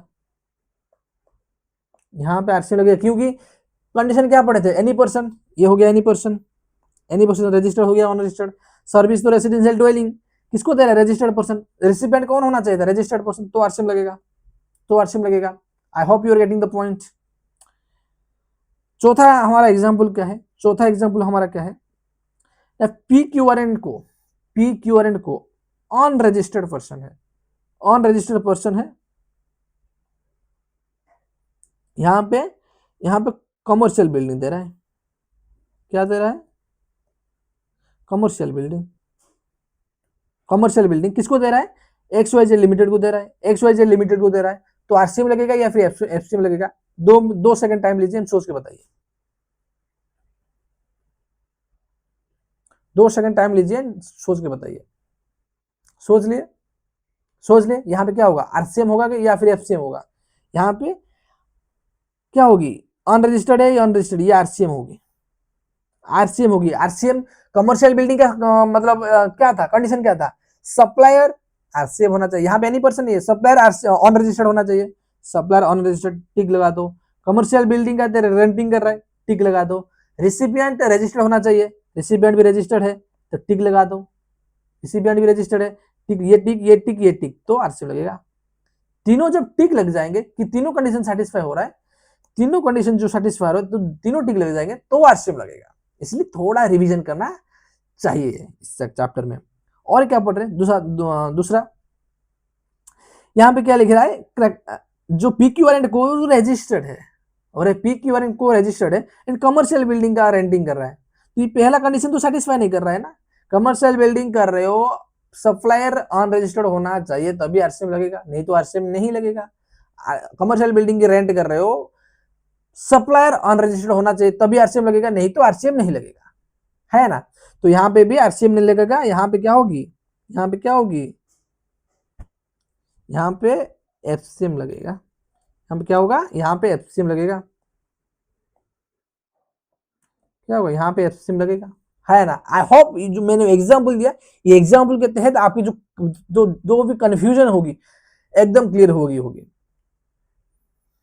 जो भी कंफ्यूजन होगी एकदम क्लियर होगी, है ना। ठीक है, हम जहां जहां पे थे एक बार वहां आ जाते हैं। 5 AA हो गया, 5 AA हो गया, ये वाला हो गया, ये वाला हो गया, ये वाला भी हो गया, है ना, ये दोनों हो गया। ठीक है, इसके बाद क्या पढ़ेंगे, ये 5B। 5B क्या बोलना चाह रहा है, ये तो बहुत बहुत शानदार कंसेप्ट है भाई, बहुत शानदार कंसेप्ट है, मजा आएगा मजा आएगा। Services supplied by any person by way of transfer of development right, TDR जिसको शॉर्ट में बोलते हैं ट्रांसफर ऑफ डेवलपमेंट राइट, और floor space index including additional floor space index for construction of a project by promoter. ये क्या है sir, ये TDR क्या होता है, ये फ्लोर स्पेस इंडेक्स क्या होता है, ये समझ नहीं आया, एक बार सर समझा दो हमको, ये समझ नहीं आया। चलो चलो फिर आपको समझाते हैं, आप बोलोगे मैं नहीं सुनूंगा, ये कैसे हो सकता है, आप बोलोगे मैं हाजिर हो जाऊंगा, आप बोले कि समझाने के लिए, मैं समझाने के लिए आ गया, मैं समझाने के लिए आ गया, मैं समझाने के लिए आ गया, हाँ या ना, है ना। इसको एक बार रिमूव कर देते हैं, ठीक है, एग्जाम्पल समझ लिए, एक बार इसको रिमूव कर देते हैं। यहां पे हम लेते हैं वो वाला एग्जाम, टीडीआर क्या होता है, क्या होता है, TDR transfer of development right, transfer of क्या, ट्रांसफर ऑफ डेवलपमेंट राइट। इसकी क्या होता है, जैसे मान लीजिए मैं एग्जाम्पल दे रहा हूं, मान लीजिए मैं एक एग्जाम्पल दे रहा हूं, ये हो गया कौन, मान लीजिए रामू काका, रामू काका, इसके पास क्या है ना, एक बड़ा सा लैंड पड़ा है, 10 एकड़ की, 10 एकड़ की, 10 एकड़ की लैंड पड़ा है। यहाँ पे कोई कंट्रैक्टर हो गया, मान लीजिए ABC construction, ABC construction limited, ABC construction limited आ गया। तो एबीसी कंस्ट्रक्शन लिमिटेड देखा, ये किसका जमीन है भाई, ये बहुत सही जगह में है, किसका जमीन है भाई। तो इसमें क्या करते हैं ना, इसमें बिल्डिंग बना के भाड़ा पे लगाते हैं, तो उसका तो एबीसी कंस्ट्रक्शन चाहे तो बिल्डिंग बना सकता है क्या। जैसे रामू काका का ये जमीन है, रामू काका का ये लैंड है, तो एबीसी कंस्ट्रक्शन चाहे तो बिल्डिंग बना लेगा क्या, बिल्डिंग बना लेगा क्या। तो उसके लिए क्या करना पड़ेगा, उसको परमिशन लेना पड़ेगा, किससे, रामू काका से। रामू काका मेरे को ना एक यहाँ पे बिल्डिंग बनाना है, बिल्डिंग बनाना है, एंड जो भी बिल्डिंग बनाऊंगा, मान लीजिए 100 फ्लोर होगी, 100 फ्लोर होगी, तो 5 फ्लोर आपकी एंड 50 करोड़ रुपए as a consideration, consideration 50 crore, 50 crore cash में दूंगा, एंड 5 फ्लैट आपके नाम पे कर दूंगा, इतना पैसा दूंगा, सिर्फ आप ये जमीन दे दीजिए बस, ये जमीन बस दे दीजिए। रामू काका एकदम बुढ़ा आदमी है, क्या बोला कि मेरे जमीन रह के क्या ही फायदा होगा, जो अभी जितना जिंदगी बचा है थोड़ा सा ऑयस कर लेते हैं, थोड़ा सा मजा कर लेते हैं, ठीक है, मैं ये जमीन देने के लिए रेडी हूँ, जमीन देने के लिए रेडी हूँ। से मान लीजिए इसको मिला क्या, इसको मिल गया क्या, 50 करोड़ प्लस 5 फ्लैट, ये हो गया कि इसका कंसिडरेशन, कंसिडरेशन जो हम पढ़े थे, कंसिडरेशन कैश में भी हो सकता है, काइंड में भी हो सकता है, कंसिडरेशन कैश में भी हो सकता है एंड काइंड में भी हो सकता है। यहाँ पे कैसे है, यहाँ पे काइंड में भी है, काइंड में भी है एंड कैश में भी है, तो ये हो गया कंसिडरेशन, कंसिडरेशन। एंड प्रोमोटर हो गया कौन, ये कॉन्ट्रैक्टर को बोलते हैं जीएसटी में प्रोमोटर, प्रोमोटर जो एक्चुअली डेवलप करेगी, जो बिल्डिंग बनाएगी उसको बोलेंगे प्रोमोटर। तो गवर्नमेंट ने बोला आप तो 50 करोड़ रुपया रामू काका को दे रहे हो, सप्लायर तो रामू काका हो रहा है, क्या रामू काका को जीएसटी रजिस्ट्रेशन लेना मैंडेटरी करेंगे क्या, बूढ़ा आदमी है, पूरा एंसेस्ट्रल प्रॉपर्टी पड़ा पड़ा था, पैतृक का संपत्ति पड़ा था, उसके ऊपर हम क्या जीएसटी लेंगे। इसके ऊपर क्या जीएसटी लेंगे एंड रामू काका को बोलेंगे तुम रजिस्ट्रेशन लो एंड जीएसटी जमा करो, ऐसा बोल पाएंगे क्या? थोड़ा सा गलत नहीं हो जाएगी रामू काका के साथ? तो गवर्नमेंट ने क्या बोला, अरे क्यों परेशान करेंगे, इसको पकड़ते हैं ना, ये तो बंदा है ना हमारे पास एक रजिस्टर्ड पर्सन, अगर ये नहीं होता तो रामू काका को फोर्स करते, रामू काका तुम लो रजिस्ट्रेशन, क्योंकि 50 करोड़ की रेवेन्यू आप ले रहे हो, लो रजिस्ट्रेशन, है ना, है ना। इसको पकड़ते हैं ना, इसको बोलते हैं जीएसटी में प्रोमोटर, प्रोमोटर तो रजिस्टर्ड होगी, तो प्रोमोटर को जीएसटी देना पड़ेगा, अगर रजिस्टर नहीं होगी तो रजिस्टर लेना पड़ेगा उसको मैंडेटरी करेंगे उसको, क्योंकि वो कंपनी है, वो धंधा करता है। रामू का तो धंधा नहीं है ना, तो एंसेस्टर प्रॉपर्टी पड़ा था, कोई आके सामने से बोला कि उनको मैं देने के लिए, मैंने दे दिया, जो भी कंसिडरेशन मिलना था मेरे को मिल गया, जो भी फ्लैट मेरे को रहने के लिए मिलना था मिल गया मेरे को, तो उसके लिए मैं जीएसटी में क्यों रजिस्ट्रेशन लूं एंड क्यों लफड़ा में पढ़ूं, बताओ। तो इससे गवर्नमेंट बोला कि आप जो एबीसी कंस्ट्रक्शन, जो कॉन्ट्रैक्टर है, जो प्रोमोटर है, या फिर जो डेवलपर है, उसको बोलते हैं, वो आरसीए में टैक्स पे करेगी, आरसीए में टैक्स पे करेगी, है ना। क्या दे रहा है, क्या दे रहा है, लैंड। लैंड वार्ड सुन के आपके दिमाग में कुछ आ रहा है क्या? ये वर्ड सुनकर आपके दिमाग में कुछ आ रहा है क्या? अगर आप सही से पढ़ रहे हो, अगर आप सारे क्लासेस ध्यान से सुन रहे हो एंड घर में रिवीजन कर रहे हो, तो आपको ये याद आ गई होगी, मैं 100% श्योर हूं आपको याद आ गई होगी। क्या है, लैंड सेल करने पे जीएसटी नहीं लगता, वो शेड्यूल 3 में बाहर है, शेड्यूल 3 में जीएसटी से ही बाहर है। क्या सर इसके ऊपर जीएसटी देंगे क्या, क्योंकि शेड्यूल 3 से तो बाहर है, नाइदर नेगेटिव लिस्ट में है, neither supply of goods nor supply of service, ये कैसा इसके ऊपर जीएसटी लेंगे क्या? आप थोड़ा सा गलती कर रहे हो यहाँ पे, वहां पे क्या लिखा था, sale of land, sale of land या फिर sale of building, sale of land और सेल ऑफ बिल्डिंग, यहाँ पे सेल नहीं कर रहा है, रामू का सेल नहीं कर रहे हैं, सिर्फ ये जमीन उनके नाम पे रहेगी, रहेगी, सिर्फ इस जमीन के ऊपर बिल्डिंग कंस्ट्रक्शन करने के लिए परमिट दे रहे हैं, बिल्डिंग कंस्ट्रक्शन के लिए परमिट दे रहे हैं, सिर्फ राइट ट्रांसफर कर रहे हैं, ओनरशिप उनके पास रहेगी, सिर्फ क्या होगी, ये बिल्डिंग बनाने के लिए सिर्फ राइट दे रहे हैं कि हाँ आप बना सकते हो, बट जमीन रामू के नाम पे ही रहेगी, सिर्फ बिल्डिंग परमिट के लिए उनको इतना कंसिडरेशन मिल रहा है, 50 करोड़ एंड 5 फ्लैट, है ना। तो ये जीएसटी में इंक्लूडेड है, ये सेल ऑफ लैंड नहीं है, ये renting of land, renting of land, जिसको बोलते हैं TDR, transfer of the development right. I hope ये ट्रांसफर ऑफ डेवलपमेंट राइट आपको समझ में आ गया होगा, मतलब नाम ही इससे बता रहे ट्रांसफर, रामू काका ने किया ट्रांसफर, क्या किया, डेवलपमेंट, क्या ट्रांसफर किया, राइट ट्रांसफर किया, किस चीज का राइट, डेवलपमेंट करने के लिए, क्या चीज डेवलपमेंट के लिए, बिल्डिंग बनाने के लिए, ट्रांसफर ऑफ डेवलपमेंट राइट, नाम ही इटसेल्फ सजेस्ट की इसका मीनिंग क्या है कि कोई प्रॉपर्टी को किसी प्रॉपर्टी के ऊपर जो राइट है उसको ट्रांसफर किया जा रहा है फॉर द डेवलपमेंट, उसके केस पे कंसिडरेशन आ रहा है, एंड जो प्रोमोटर होगी, जो कॉन्ट्रैक्टर होगी, या फिर जो मतलब कंस्ट्रक्शन कंपनी होगी, वो आरसीए में टैक्स पे करेगी, वो आरसीए में टैक्स पे करेगी। सर हम टीडीआर तो समझ लिए, फ्लोर स्पेस इंडेक्स क्या होता है, फ्लोर स्पेस इंडेक्स क्या होता है, जैसे मान लीजिए मेरे पास ये बिल्डिंग है, मेरे पास ये बिल्डिंग है, क्या है, मेरे पास ये बिल्डिंग है, ये एक floor, second floor, third floor, first floor, second, third, fourth, मेरे पास कोई एक कंट्रैक्टर आया, कोई एक प्रोमोटर आई एंड मेरे को बताया सर आपके पास यहाँ पे तो बिल्डिंग पर मतलब गवर्नमेंट तो बोलता है, गवर्नमेंट को तो कोई इशू नहीं है, आप यहाँ पे 10 फ्लोर बना सकते हो according to the local authority guidelines, 10 floor बना सकते हो, बट सिर्फ आप 4 फ्लोर बना के रखे हो, 4 फ्लोर सिर्फ बना के रखे हो, और 6 फ्लोर मैं बना दूं, और 6 फ्लोर मैं बना दूं, इसके ऊपर 6 फ्लोर और मैं बना दूं, उसके ऊपर थोड़ा बहुत जो कंसिडरेशन होगी 10 लाख 50 लाख अकॉर्डिंग टू तो कितना लैंड ले रहा है, कितना बनाएगा, कितना बनाएगा, इसके ऊपर मैं कंसिडरेशन पे कर दूंगा, मैं कंसिडरेशन पे कर दूंगा,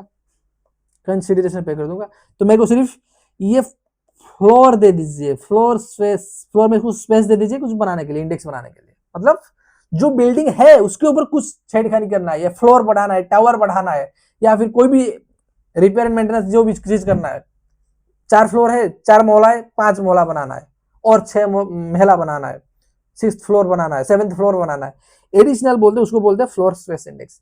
जो एडिशनल मिल जाता है उसको बोलते हैं additional floor space index. I hope TDR क्या होता है एंड फ्लोर स्पेस इंडेक्स क्या होता है आपको समझ में आ गया होगा। फ्लोर टीडीआर का क्या होता है ना, जमीन के ऊपर आपको फ्रेश बनाना है। फ्लोर स्पेस इंडेक्स क्या होता है, जहां पे ऑलरेडी बिल्डिंग बना हुआ है उसके ऊपर आपको कुछ और फ्लोर बनाना है या फिर और कुछ मतलब डेवलप करना है उसके ऊपर, ठीक है, उसको बोलते हैं फ्लोर स्पेस इंडेक्स। जो फ्लोर है उसके ऊपर कुछ स्पेस और क्रिएट करेंगे, उसके ऊपर और कुछ स्पेस क्रिएट करेंगे, उसको बोलते हैं floor space index. I hope you get this point, है या ना, ये समझ में आ गया, ये समझ में आ गया। तो क्या यहां पे क्या बोल रहे हैं, services supplied by any person by way of transfer of development rights TDR or floor space index FSI including additional floor space index for construction of a project by promoter. क्या है, फॉर कंस्ट्रक्शन। सप्लायर कौन होगी, any person. मैंने जैसे rent के logic बताया था, property किसके नाम पे भी हो सकता है, यहाँ पे भी प्रॉपर्टी दे रहे हैं ना, डेवलपमेंट राइट क्या दे रहे, प्रॉपर्टी दे रहे, लैंड दे रहे, लैंड तो किसके नाम पे भी हो सकता है, इंडिविजुअल के नाम पे, इश्यूएफ के नाम पे, रजिस्टर्ड पर्सन के नाम पे, अनरजिस्टर्ड पर्सन के नाम पे, किसी के नाम पे भी हो सकता है। तो रेसिपिएंट कौन होगी, प्रोमोटर होगी। प्रोमोटर कौन है, ये जीएसटी में ये लिखा गया है कि कॉन्ट्रैक्टर होगा या फिर जो भी कंस्ट्रक्शन कंपनी होगी कॉन्ट्रैक्टर होगी या फिर डेवलपर होगी, कोई भी बोल लो, जीएसटी में बोलते हैं प्रोमोटर। आम चाल में बोलते हैं क्या, कंट्रैक्टर, जीएसटी में बोलते हैं प्रोमोटर। तो प्रोमोटर जीएसटी पे करेगी आरसीएम बेसिस में अगर वो TDR and floor space index ले रही है कोई भी कोई एनी पर्सन से फॉर कंस्ट्रक्शन, अगर ये ले रही है कोई प्रोमोटर तो प्रोमोटर पे करेगी, ना कि जो एनी पर्सन दे रहा है, जो सप्लायर दे रहा है, जो supplier of the floor space index, हमारे एग्जांपल में रामू काका, वो देंगे। कौन देगा ना, प्रोमोटर देगी आरसीएम बेसिस में। समझ में आ गया। वैसे ही long term lease of land, long term lease कब होता है, तो 30 ईयर से मोर, 30 साल या उससे ज्यादा की लीज पीरियड है, उसको बोलते हैं लॉन्ग टर्म लीज।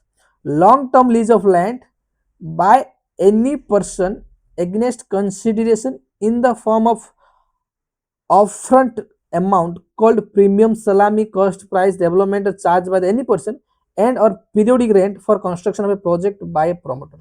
जैसे मान लीजिए, जैसे हम ये पढ़े थे वैसे एग्जैक्टली ये जमीन आपका है, ये जमीन ये है, ये जमीन हमको लीज पे दे दीजिए। यहाँ पे क्या है, यहाँ पे तो ओनरशिप रहता है, ओनरशिप उनके पास रहता है, ओनरशिप उनके पास है, ये सिर्फ यहाँ पे डेवलप करने की राइट देते हैं। यहाँ पे आप चीज, यहाँ पे बिल्डिंग कंस्ट्रक्शन कर सकते हो, चाहो तो यहाँ पे बिल्डिंग कंस्ट्रक्शन कर दो। यहाँ पे लॉन्ग टर्म लीज पे लेते हैं, लीज पीरियड भी डिफाइन होता है,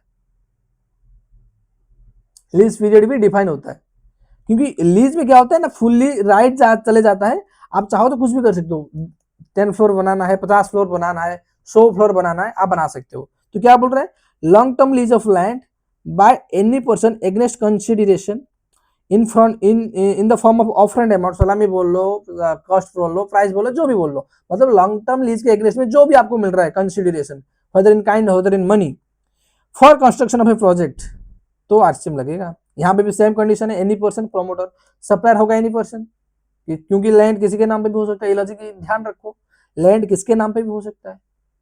एंड प्रोमोटर कौन होगी, प्रोमोटर होगी जो भी कंस्ट्रक्शन कंपनी जो भी डेवलप करेगी उसको बोलेंगे promoter. And promoter RCM basis में, प्रोमोटर आरसीएम बेसिस में टैक्स पे करेगी, प्रोमोटर आरसीएम बेसिस में टैक्स पे करेगी, हाँ या ना।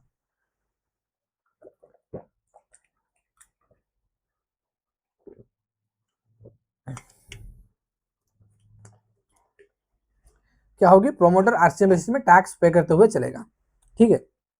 ये हो गया, ये हो गया।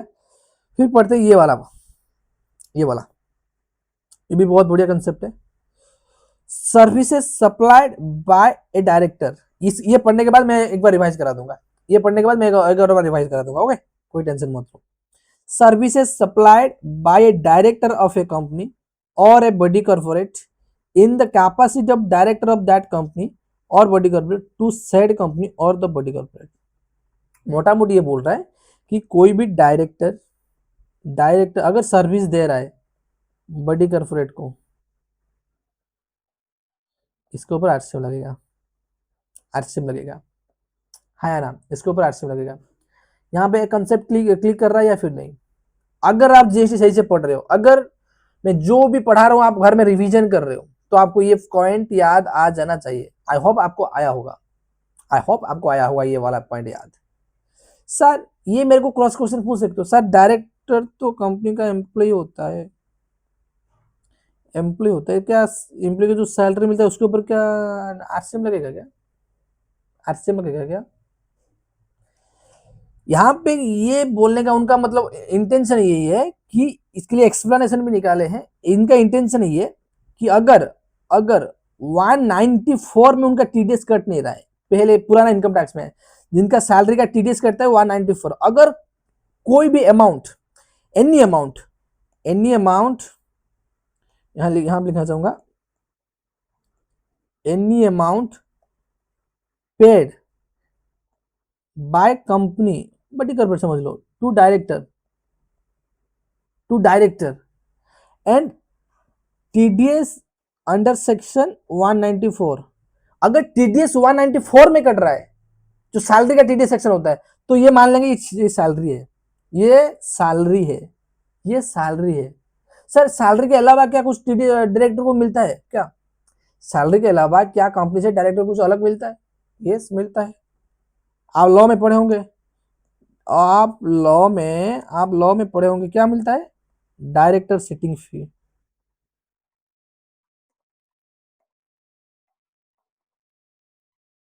डायरेक्टर सिटिंग फी, हाँ या ना?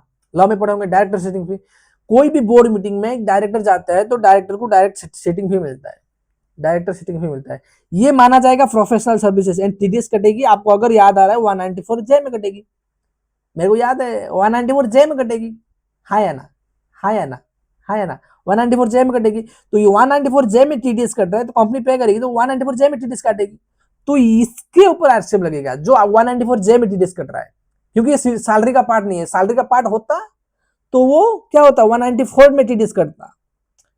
ये प्रोफेशनल सर्विसेज है, जो बोर्ड मीटिंग में सर्विस दे रहा है, बोर्ड मीटिंग में सिट कर रहा है, ओपिनियन दे रही है, वो प्रोफेशनल सर्विस है डायरेक्टर की, वो एज एन एम्प्लॉय नहीं दे रहा है, एज एन डायरेक्टर दे रहा है, and different from that the employment agreement. जब आप कंपनी के साथ ज्वाइन करोगे, जुड़ोगे, तो एक एग्रीमेंट होता है, एम्प्लॉयमेंट एग्रीमेंट, मतलब ऑफर लेटर बोलते हैं, उसमें सारा कंडीशन लिखा होता है, क्या मिलेगी क्या नहीं वगैरह वगैरह। वहां भी लिखा होगा तो वो 94 ऑब्वियसली 194 में आ जाएगी। अगर वो on and above of that company कुछ पे कर रही है एंड 194 जे में टीडीएस काट रही है, तो इसका मतलब ये है, इसका मतलब ये हो गया, ये प्रोफेशनल सर्विसेज है एंड ये this services is on and above of the employment services, तो इसके ऊपर टैक्स पे करना पड़ेगा, मतलब जीएसटी पे करना पड़ेगा, किसको? कंपनी को पे करना पड़ेगा, तो कंपनी को पे करना पड़ेगा। तो मोटा मोटी ये याद रखो, डायरेक्टर कोई भी सर्विस दे रहा है कंपनी को, अगर वो 94 सेक्शन 194 में टीडीएस कट रहा है, मतलब as a salary, as a part of salary TDS cut रहा है, तो उसके ऊपर जीएसटी लगेगा ही नहीं, उसके ऊपर जीएसटी लगेगा ही नहीं। ये पॉइंट क्लियर हो गया। अगर कुछ डायरेक्टर को मतलब फीस पे किया जा रहा है जिसमें 194 जे में टीडीएस काटा जा रहा है, 194 जे में टीडीएस काटा जा रहा है, तो इसको मानेंगे हम प्रोफेशनल सर्विसेज एंड इसके ऊपर कंपनी पे करेगी जीएसटी आरसीएम, कंपनी पे करेगी जीएसटी आरसीएम में। मान लीजिए मैं एक डायरेक्टर हूँ, कोई कंपनी में XYZ लिमिटेड में मैं डायरेक्टर हूँ, मैं बोर्ड मीटिंग अटेंड किया एंड मेरे को मैक्सिमम 1 लाख होता है ना, जहां तक मैं याद कर पा रहा हूँ, सिटिंग फी मैक्सिमम 1 लाख होता है ना, हाँ मैक्सिमम 1 लाख। मान लीजिए मेरे को 1 लाख सिटिंग फी मिला, मेरे को क्या मिला? 1 लाख सिटिंग फी मिला। ये इसके ऊपर 1 लाख के ऊपर मान लीजिए 18%, ये 18,000 में XYZ लिमिटेड जो जिस कंपनी का मैं बोर्ड मीटिंग में बैठा हूँ, वो पे करेगी किसको? गवर्नमेंट को पे करेगी, गवर्नमेंट को पे, जीएसटी डिपार्टमेंट को पे करेगी आरसीएम में। तो ये याद रखो, कोई भी डायरेक्टर कोई कंपनी को सर्विस दे रहा है एंड 194 जे में professional, as a professional services दे रहा है, एंड उसके ऊपर क्या होगी? आरसीएम लगेगी। कौन पे करेगा GST? The company, the body corporate पे, मतलब जिनके कंपनी की बोर्ड मीटिंग में वो अटेंड किए हैं। समझ में आया फिर? नहीं, बहुत इजी सा पॉइंट है, क्योंकि सैलरी के ऊपर जीएसटी लगता है नहीं। अगर डायरेक्टर कोई सर्विस दे रहा है, सैलरी का पार्ट नहीं है, तो उसके ऊपर ऑब्वियसली जीएसटी देना होगा। एंड तो डायरेक्टर कुछ 2-4 बोर्ड मीटिंग में बैठा होगा, हाई मतलब मैक्सिमम, होता है ना, 10 में रेगुलर डायरेक्टर 10 कंपनी में हो सकते हो, उसमें 2 इतना रेवेन्यू कम होना चाहिए, ऐसा कंडीशन रहता है। तो उनका उतना रेवेन्यू उतना नहीं होता है, एंड उनके सिर्फ डायरेक्टर सीटिंग पे कुछ एक साल में कुछ पैसा उनको मिलता है एज ए सीटिंग भी या फिर प्रोफेशनल सर्विसेज। इसके लिए क्या उनको बोलेंगे कि आप रजिस्ट्रेशन लो, इसके लिए क्या उनको बोलेंगे कि आप रजिस्ट्रेशन लो एंड आप जीएसटी पे करो, तो फिजिबल नहीं है। तो गवर्नमेंट ने बोला है कि ठीक है, आप सर्विस दे रहे हो, हम आपसे जीएसटी नहीं लेंगे, आप जिसको सर्विस दे रहे हो, जो कंपनी को सर्विस दे रहे हो प्रोफेशनल सर्विस, हम उनसे ले लेंगे, आपको डिस्टर्ब नहीं करेंगे, ठीक है। क्योंकि ऑब्वियस है, क्योंकि डायरेक्टर को आप रजिस्ट्रेशन दोगे, वो फिर बेचारा तकलीफ में आएगा, जीएसटी लेगा, डायरेक्टिंग करेगी या फिर ऑफिस में एम्प्लॉय होगी या फिर रिटर्न भरेगा, तो प्रैक्टिकली पॉसिबल नहीं है। इसलिए कंपनी को बोल दिया आप जीएसटी पे कर दो आरसीएम के बेसिस में, है ना। हाँ, ये वाला पॉइंट आई होप आपको समझ में आ गया होगा, ठीक है। फिर क्या पढ़ते हैं, services supplied by insurance agent to any person carrying an insurance business. जैसे मैंने आरसीएम वाला चैप्टर आपको पढ़ाया था, ये कंसेप्ट लॉजिक बताया था, इस चैप्टर शुरू करने से पहले आपको मैंने लॉजिक बताया था। क्या लॉजिक बताया था, कोई भी इंश्योरेंस एजेंट होता है, कोई भी एक इंश्योरेंस एजेंट होता है, उसके लिए फिर जैसे मैं इंश्योरेंस एजेंट बना, इंश्योरेंस एनरोलमेंट किया, एक आईडी पासवर्ड मिली, मैं कुछ लोगों को, मेरे रिश्तेदार में, दोस्त लोगों में उनका इंश्योरेंस कराया, क्या मेरे को बोलेंगे आप रजिस्ट्रेशन लो, फिजिबल है क्या। एंड गवर्नमेंट को चाहिए फंड, गवर्नमेंट को चाहिए जीएसटी, गवर्नमेंट तो जीएसटी अब भूखा है, गवर्नमेंट को चाहिए जीएसटी, एंड मेरे से ले नहीं सकता क्योंकि मैं अनरजिस्टर्ड हूँ। किसको इसको बोलेगा, बहुत लोग एनरोल करके रखते हैं, सबको सब क्या रजिस्ट्रेशन लेंगे, तो पॉसिबल नहीं है, कोई प्रैक्टिकल नहीं है एजेंट की सर्विसेज।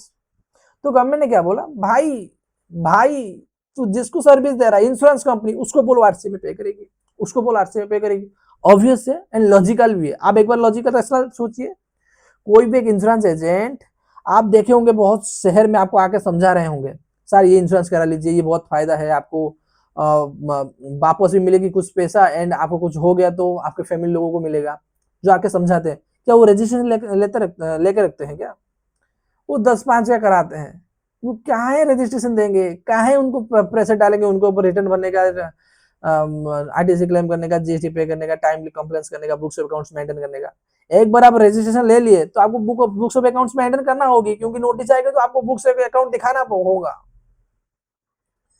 आपको बुक्स ऑफ अकाउंट दिखाना होगा कि ये सर्विस हम दिए हैं, ये सर्विस हम दिए हैं, इस साल ये सर्विस हम दिए हैं। तो गवर्नमेंट ने क्या बोला, कोई भी इंश्योरेंस एजेंट इंश्योरेंस कंपनी को, any person carrying an insurance business, जो इंश्योरेंस बिजनेस कैरी कर रहा है, उनको सर्विस दे रहा है, तो that insurance business, that mean insurance company will pay the GST under RCM.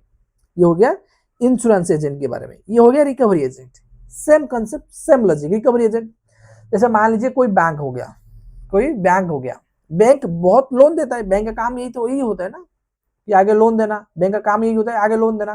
जैसे मान लीजिए मैं कानून भाषा में मेरा ही मजाक बना लेता हूँ, आपका तो बना नहीं सकता, मेरा बना लेता हूँ। कानून को 100 लाख रुपया की, मतलब 1 करोड़ रुपया की लोन अमाउंट मान लीजिए एसबीआई बैंक ने दे दिया, एंड मैंने भाग के चला गया, या फिर मैं ये बोल रहा हूँ कि मैं ईएमआई पे नहीं करूंगा, मैं क्या करूंगा, मैं ईएमआई पे ही नहीं करूंगा। तो गवर्नमेंट क्या बोलेगी, गवर्नमेंट तो खुद नहीं जाएगी, गवर्नमेंट का स्टाफ तो खुद नहीं जाएंगे, वो क्या ज्यादातर क्या करते हैं, रिकवरी एजेंट अपॉइंट करके रखते हैं। क्या करते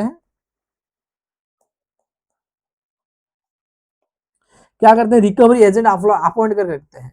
जहां पे भी कोई भी पार्टी डिफॉल्ट कर रही है, पे नहीं कर रही है, तो रिकवरी एजेंट को उनको वहां पे भेजते हैं कि जाइए उनसे बात करके उनसे पैसा कलेक्ट, बैठ के उनके घर में पैसा कलेक्ट करके लेके आइए। जैसे आप, ये तो बैंक में कम होता है, एनबीएफसी के बारे में सोचो, जो गांव गांव में महिला सशक्तिकरण की योजना पे लोन दे रहे हैं, उसको क्या बोलते हैं,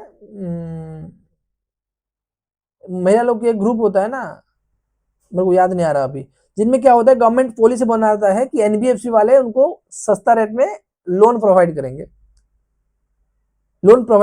एंड वो जो एनबीएफसी वाले हैं तो बहुत लोगों हायर करके रखते हैं, एंड गाड़ी देते हैं उनको, पेट्रोल भी देते हैं, एंड बोलते हैं कि घूम के जो भी ईएमआई है, जो भी इंस्टॉलमेंट, उसको कलेक्ट करके लेके आओ। मैं तो बहुत देखा हूँ, मैं क्योंकि मैं गाँव में बिलोंग करता हूँ, ईएमआई वाला क्या आता है, एंड उनका टाइम हो जाता है तो लड़का या फिर लड़की आके बैठ जाती है, किसी एक घर में बैठ जाती है, सब लोगों को बुला उनको बोल देता है कि उनको बुला लीजिए। वो सारे लोग आते हैं, उनका ईएमआई पे करता है। जो बंदा आता है कलेक्ट करने के लिए, वो उसके पास सिस्टम रहता है कि उसके पास उसका आईडी पासवर्ड डाल के जो भी लोन लिया होगा, एक आईडी पासवर्ड क्रिएट होता है, लोन आईडी क्रिएट होता है, वो लोन आईडी पे पेमेंट करेगा कि हाँ ये बंदा पेमेंट कर लिया। जाके कलेक्ट करना रहता है। एनबीएफसी, बहुत सारे एनबीएफसी ऐसे करते हैं, मैं बहुत देखा हूँ, ऐसे हमारे गाँव में ऐसा बहुत चलता है, आप भी देखे होंगे, ये शहर में भी चलता है, कोई इशू नहीं है। वो क्या हो गया, ये हो गया रिकवरी एजेंट, वो जा रहा है रिकवरी करने के लिए। अगर कोई रिकवरी एजेंट रिकवरी करने जा रहा है तो गवर्नमेंट क्या उसको बोलेगा कि आप सर्विस लो, आप जीएसटी पे करो, आप रजिस्ट्रेशन लो, आप बुक्स ऑफ अकाउंट मेंटेन करो, आप आईटीसी क्लेम करो। क्या गवर्नमेंट ये बोल पाएगी? क्या ये गवर्नमेंट बोल पाएगी? तो गवर्नमेंट ने बोला कि ठीक है आप रिकवरी एजेंट सर्विस दे रहे हो, मेरा कोई इशू नहीं है, बट मैं बैंक से ले लूंगा, एनबीएफसी से ले लूंगा। यहाँ पे देखो, banking company or the financial institution और द एनबीएफसी, मतलब नॉन बैंकिंग फाइनेंशियल इंस्टीट्यूशन, मैं उनसे ले लूंगा। आपसे मेरा सिकवा नहीं है, मेरे को कोई गिला नहीं है आपसे। आप अपना सर्विस दो, आप रिकवरी एजेंट की सर्विस दो, मैं आपको कोई किसी तरह भी परेशान नहीं करूंगा। मैं आप जिसको सर्विस दे रहे हो उनसे जाके प्यार से बात करके ले आऊंगा, क्योंकि वो बैंक है। बैंक तो पता है कितना बड़ा आदमी होता है बैंक। एनबीएफसी करोड़ में बिजनेस करते हैं, फाइनेंशियल इंस्टीट्यूशन करोड़ में बिजनेस करते हैं, उनका तो रजिस्ट्रेशन होगा ही, वो तो बुक्स ऑफ अकाउंट्स मेंटेन किए होंगे, तो उनसे ले लूंगा।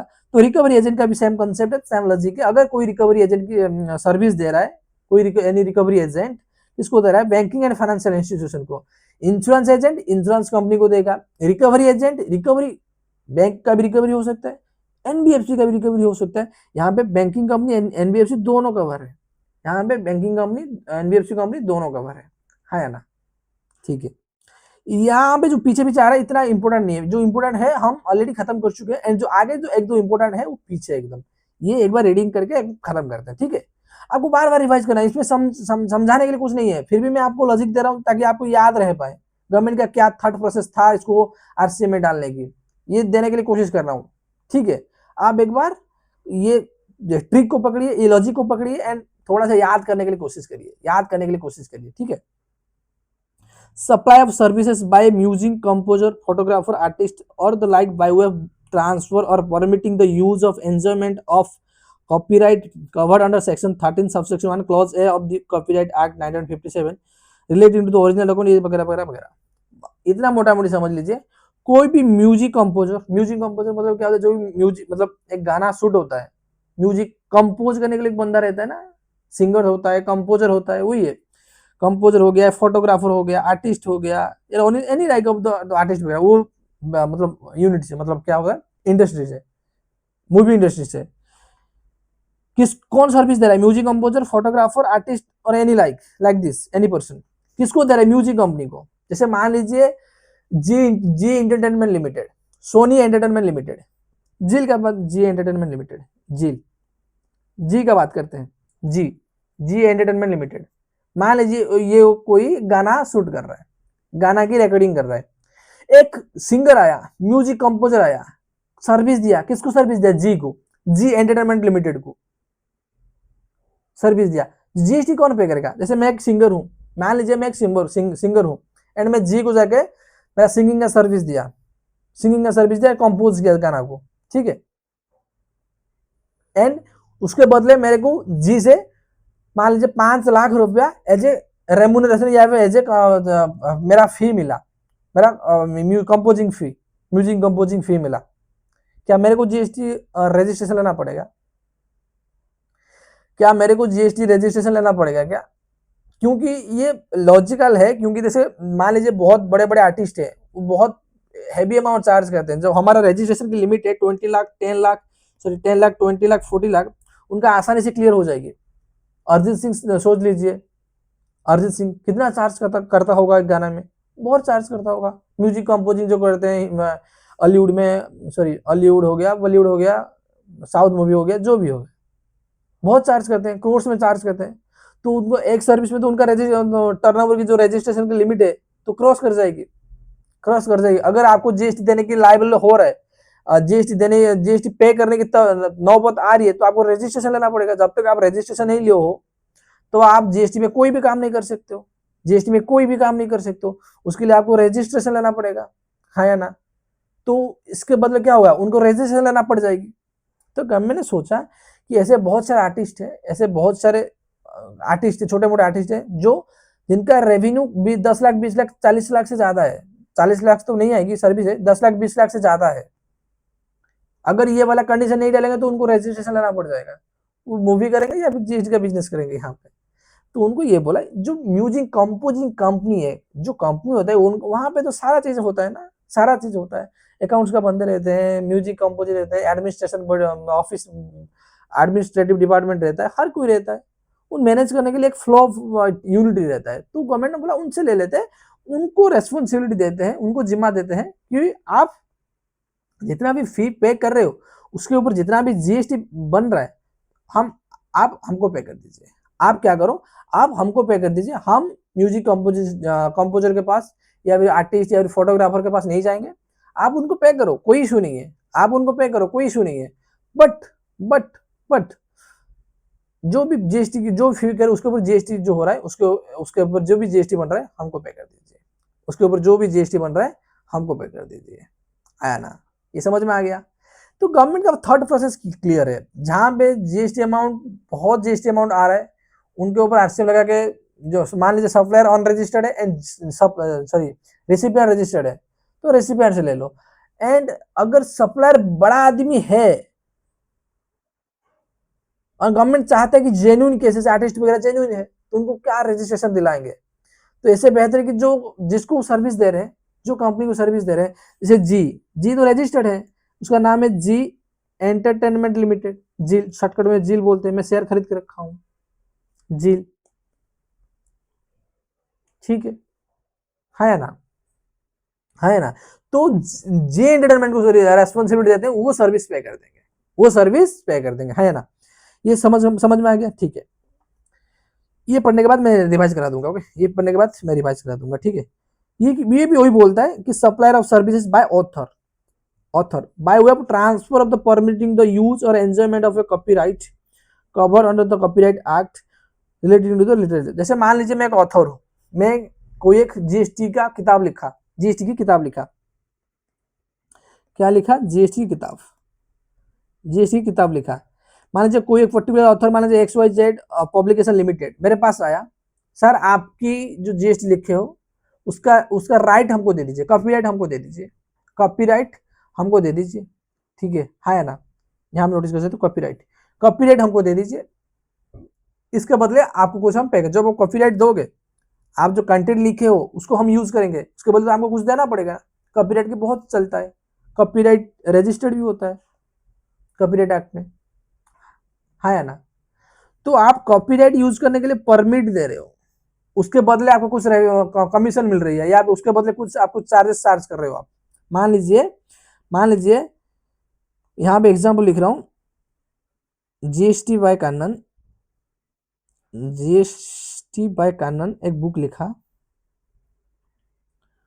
कॉपीराइट दिया, मान लीजिए XYZ पब्लिशर, उसके बदले पब्लिशर ने मेरे को क्या किया, 5 लाख रुपया दिया, 5 लाख रुपया एच फीस 5 लाख रुपया क्या किया, पब्लिशर ने मेरे को दिया। तो गवर्नमेंट यहाँ बोल रहा है कि जो ऑथर है वो बहुत बुक लिखता है, उसको क्या जीएसटी में रजिस्ट्रेशन कराएंगे। अब जो पब्लिकेशन है वो तो बड़े ऑल इंडिया लेवल में पब्लिकेशन करता है, हर स्टेट में जीएसटी मतलब बुक पब्लिश करता है, तो वो तो बड़े आदमी है ना, वो तो ऑल इंडिया लेवल पे बिजनेस करते हैं, तो उनके ऊपर रेस्पॉन्सिबिलिटी दे देते हैं। गवर्नमेंट का इंटेंशन जीएसटी अमाउंट से है ना। अगर गवर्नमेंट को कैसे भी करके जीएसटी अमाउंट चाहिए, चाहे सप्लायर दे चाहे recipient they, in case recipient is the registered and supplier is ऐसा जेन्युइन बंदे हैं कि उनको रजिस्ट्रेशन नहीं दिलाना चाहिए। जैसे आर्टिस्ट हो गए, यहाँ पे ऑथर हो गए, इनका काम नहीं है कि वो जीएसटी में रजिस्ट्रेशन लेके अकाउंट्स मेंटेन करके बुक्स पे अकाउंट्स मेंटेन करे, इनका काम यही नहीं है। तो गवर्नमेंट को जीएसटी भी चाहिए एंड गवर्नमेंट चाहते है इसके ऊपर रेस्पॉन्सिबिलिटी भी ना दे, तो गवर्नमेंट बोल दिया पब्लिकेशन लिमिटेड, पब्लिकेशन जो बुक्स पब्लिश कर रहा है ऑल इंडिया लेवल पे, वो बड़े बड़े लेवल पे धंधा कर रहा है, तो उसको रेस्पॉन्सिबिलिटी देते हैं, वो आरसी में पे कर देगा, वो आरसी में पे कर देगा। बट यहाँ पे एक ऑप्शन है, यहाँ पे एक ऑथर को एक ऑप्शन है, क्या है, ऑथर अगर चाहे फॉरवर्ड चार्ज मैकेनिज्म में जीएसटी दे सकता है ना, आईटीसी भी क्लेम कर सकता है। जीएसटी पे करोगे तो आईटीसी भी क्लेम कर सकते हो ना, तो कॉपीराइट बनाने के लिए जितना भी खर्चा होगा आईटीसी भी उसका ले सकते हो। ये ऑथर के पास ऑप्शन है, ये ऑथर के पास ऑप्शन है, उसको एक एनेक्सर में, एनेक्सर 2 या 3 हम नीचे पढ़ेंगे, उसमें उनको डिक्लेरेशन देना पड़ता है कि आई एम विलिंग टू पे the GST amount on forward charge basis. ये डिक्लेरेशन करके जीएसटी पोर्टल में अपलोड करना रहता है, तब आप जीएसटी जो भी आप बिल करोगे, जैसे आप सप्लायर होगे, आप बिल बनाओगे किसको, मान लीजिए जील को, मतलब जी एंटरटेनमेंट लिमिटेड को, यहाँ पे क्या हो गया, मान लीजिए XYZ पब्लिकेशन लिमिटेड, उनको जो भी बिल बनाए गए 50,000 की, मान लीजिए आप सर्विस मतलब 5 लाख की बिल चार्ज किए, उसके ऊपर 18%, मान लीजिए 5,90,000 क्या किया आप जीएसटी चार्ज कर दिए, इनवॉइस वैल्यू कितना बन जाएगा, 5,90,000 इनवॉइस वैल्यू बन जाएगा। आप जीएसटी चार्ज करोगे एंड जितना भी जीएसटी अमाउंट कलेक्ट किए from that XYZ publication limited, आप जाकर जीएसटी में जमा करोगे, सॉरी जीएसटी डिपार्टमेंट को जमा करके आओगे, किस बेसिस पे, फॉरवर्ड चार्ज मैकेनिज्म बेसिस पे, फॉरवर्ड चार्ज मैकेनिज्म बेसिस में, है ना, समझ में आ गया, ठीक है। यहाँ पे जो एक्सेप्शन है उसको पढ़ लेते हैं, ठीक है, ये जो एक्सेप्शन है उसको पढ़ लेते हैं एक बार, उसके बाद हम रिवाइज करा दूंगा आपको, ठीक है। The author has taken registration under GST, अगर ऑथर रजिस्ट्रेशन लिया है, the provision of RCM shall not apply, the author has taken registration, author already registered है and filed a declaration in the form of Annex 1, मैं बता रहा था ना आपको, क्या file A declaration in Annex 1 within the time limit prescribed within the jurisdiction of the CGST Act or the SGST Commissioner, as the case may be, that the service he exercise the option to pay central tax on the copyright services supplied by him under forward charge according to section 9 subsection 1।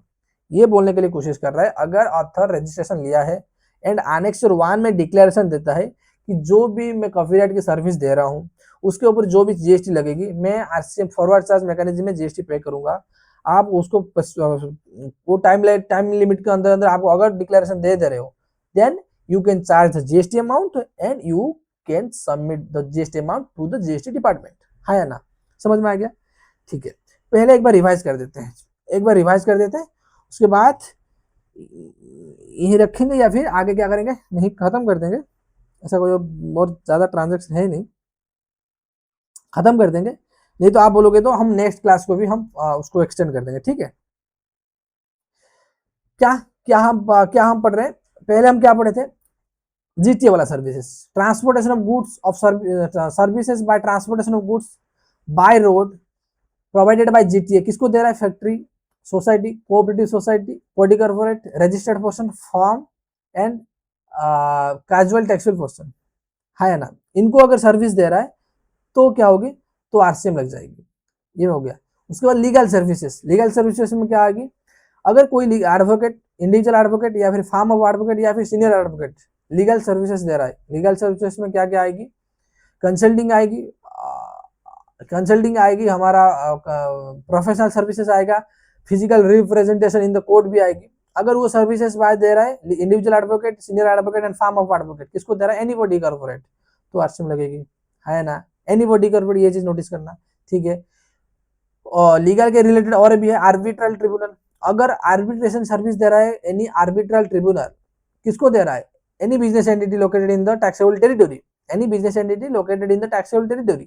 तो यहाँ पे वो business entity will pay the GST, neither कौन नहीं देगा, arbitral tribunal नहीं देगा, कौन देगा, वो बिजनेस एंटिटी जो रजिस्टर्ड है, बिजनेस एंटिटी, उसको देना पड़ेगा जीएसटी, ठीक है, ये हो गया।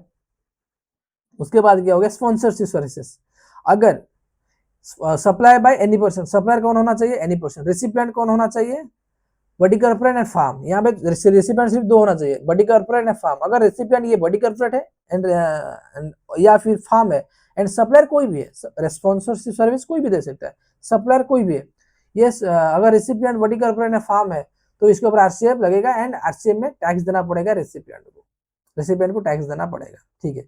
फिर पढ़े थे गवर्नमेंट सर्विसेज। गवर्नमेंट कोई भी सर्विसेज दे रहा है, business entity located in the taxable territory, तो इसके ऊपर आरसीएफ लगेगा। इसके ऊपर क्या होगी, इसके ऊपर आरसीएफ लगेगा 5 ट्रांजैक्शन को छोड़ के। पार्ट पा मतलब पोस्टल सर्विसेज, ए मतलब aircraft and vessel services, R मतलब रेंट बोल रहा हूँ, रेलवे सर्विसेज, टी मतलब transportation goods and passenger, and 5वां सर्विसेज क्या है, रेंटिंग ऑफ इमूवेबल प्रॉपर्टी। ये 5 सर्विस को छोड़ के any services provided by government to the any business entity, then the business entity will pay the GST under RCM. अगर ये 5 service दे रहा है government, the government will pay the GST under forward charge mechanism. 5 transaction, postal railway aircraft and vessel and transportation goods and passenger and renting of immovable property. ये चीज हम पढ़े थे। उसके बाद हम क्या पढ़े, ये चीज समझने के बाद हम पढ़े रेसिडेंशियल ड्वेलिंग। रेसिडेंशियल ड्वेलिंग में क्या होता है, अगर एनी पर्सन, रेसिडेंशियल ड्वेलिंग में क्या है, एनी पर्सन किसको दे रहा है, रजिस्टर्ड पर्सन को रेसिडेंशियल ड्वेलिंग दे रहा है, renting of residential dwelling, then the registered person will pay the GST, registered person of the GST. यहाँ पे सप्लायर कौन हो गया, रेंटिंग के लिए रेंटिंग हो गया, या फिर लैंड लीज पे दे रहे हो, या फिर ट्रांसफर ऑफ डेवलपमेंट राइट पे दे रहे हो। यहाँ पे सप्लायर होगी, यहाँ पे एनी पर्सन होगी। किसी ये वाला लॉजिक याद रखो, क्योंकि बिल्डिंग किसी के पास भी हो सकता है, लैंड किसके पास भी हो सकता है। ऐसा नहीं कि सिर्फ कंपनी के पास लैंड होता है, मेरे नाम पे भी लैंड है। मेरे जो फादर है, मेरे पिता जो है, मेरे लैंड पे रेंट रजिस्ट्रेशन करके रखे हैं, बकायदा मेरे नाम पे। तो अगर मैं वो लैंड फ्यूचर में बेचूं, क्या मेरे को जीएसटी देना पड़ेगा? जिसको बेचूंगा तो बेचने पे जीएसटी नहीं लगेगी। अगर मेरे नाम पे लैंड है, मैं किसी को डेवलप करने राइट दे रहा हूँ, जो जिसको डेवलप करने के लिए राइट दे रहा हूँ, जो प्रोमोटर को दे रहा हूँ, वो जीएसटी देगा, ना कि मैं दूंगा, ठीक है। ये जब उसके बाद पढ़े थे रेसिडेंशियल ड्वेलिंग के बाद इसके पढ़े थे हम कमर्शियल बिल्डिंग। अगर any unregistered person, commercial building में याद रखना, अगर unregistered person, supplier unregistered person and recipient registered person, and commercial building या रेंटिंग कर रहे हो, then that registered person will pay the GST only if the supplier is the unregistered। अगर commercial building की सर्विस दे रहे हो, renting of commercial building कर रहे हो एंड सप्लायर रजिस्टर्ड हो गया, तो आरसीएम नहीं लगेगी। कमर्शियल बिल्डिंग दे रहे हो तो आप सप्लायर तो रजिस्टर्ड है, तो दिक्कत कहाँ है? यहाँ पे दिक्कत कहाँ है?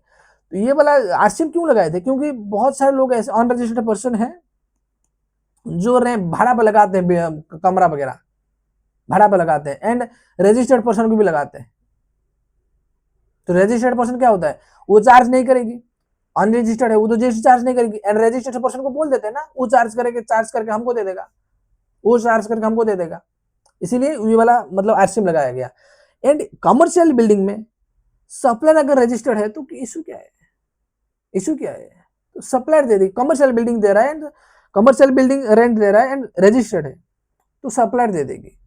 अगर वही रेसिडेंशियल बिल्डिंग होता एंड सप्लायर रजिस्टर्ड होता, फिर भी आरसीएम लगता है, क्योंकि रेसिडेंशियल बिल्डिंग के केस में एनी पर्सन है, रजिस्टर्ड पर्सन भी हो सकता है, अनरजिस्टर्ड पर्सन भी हो सकता है ना। ये चीज पढ़े थे।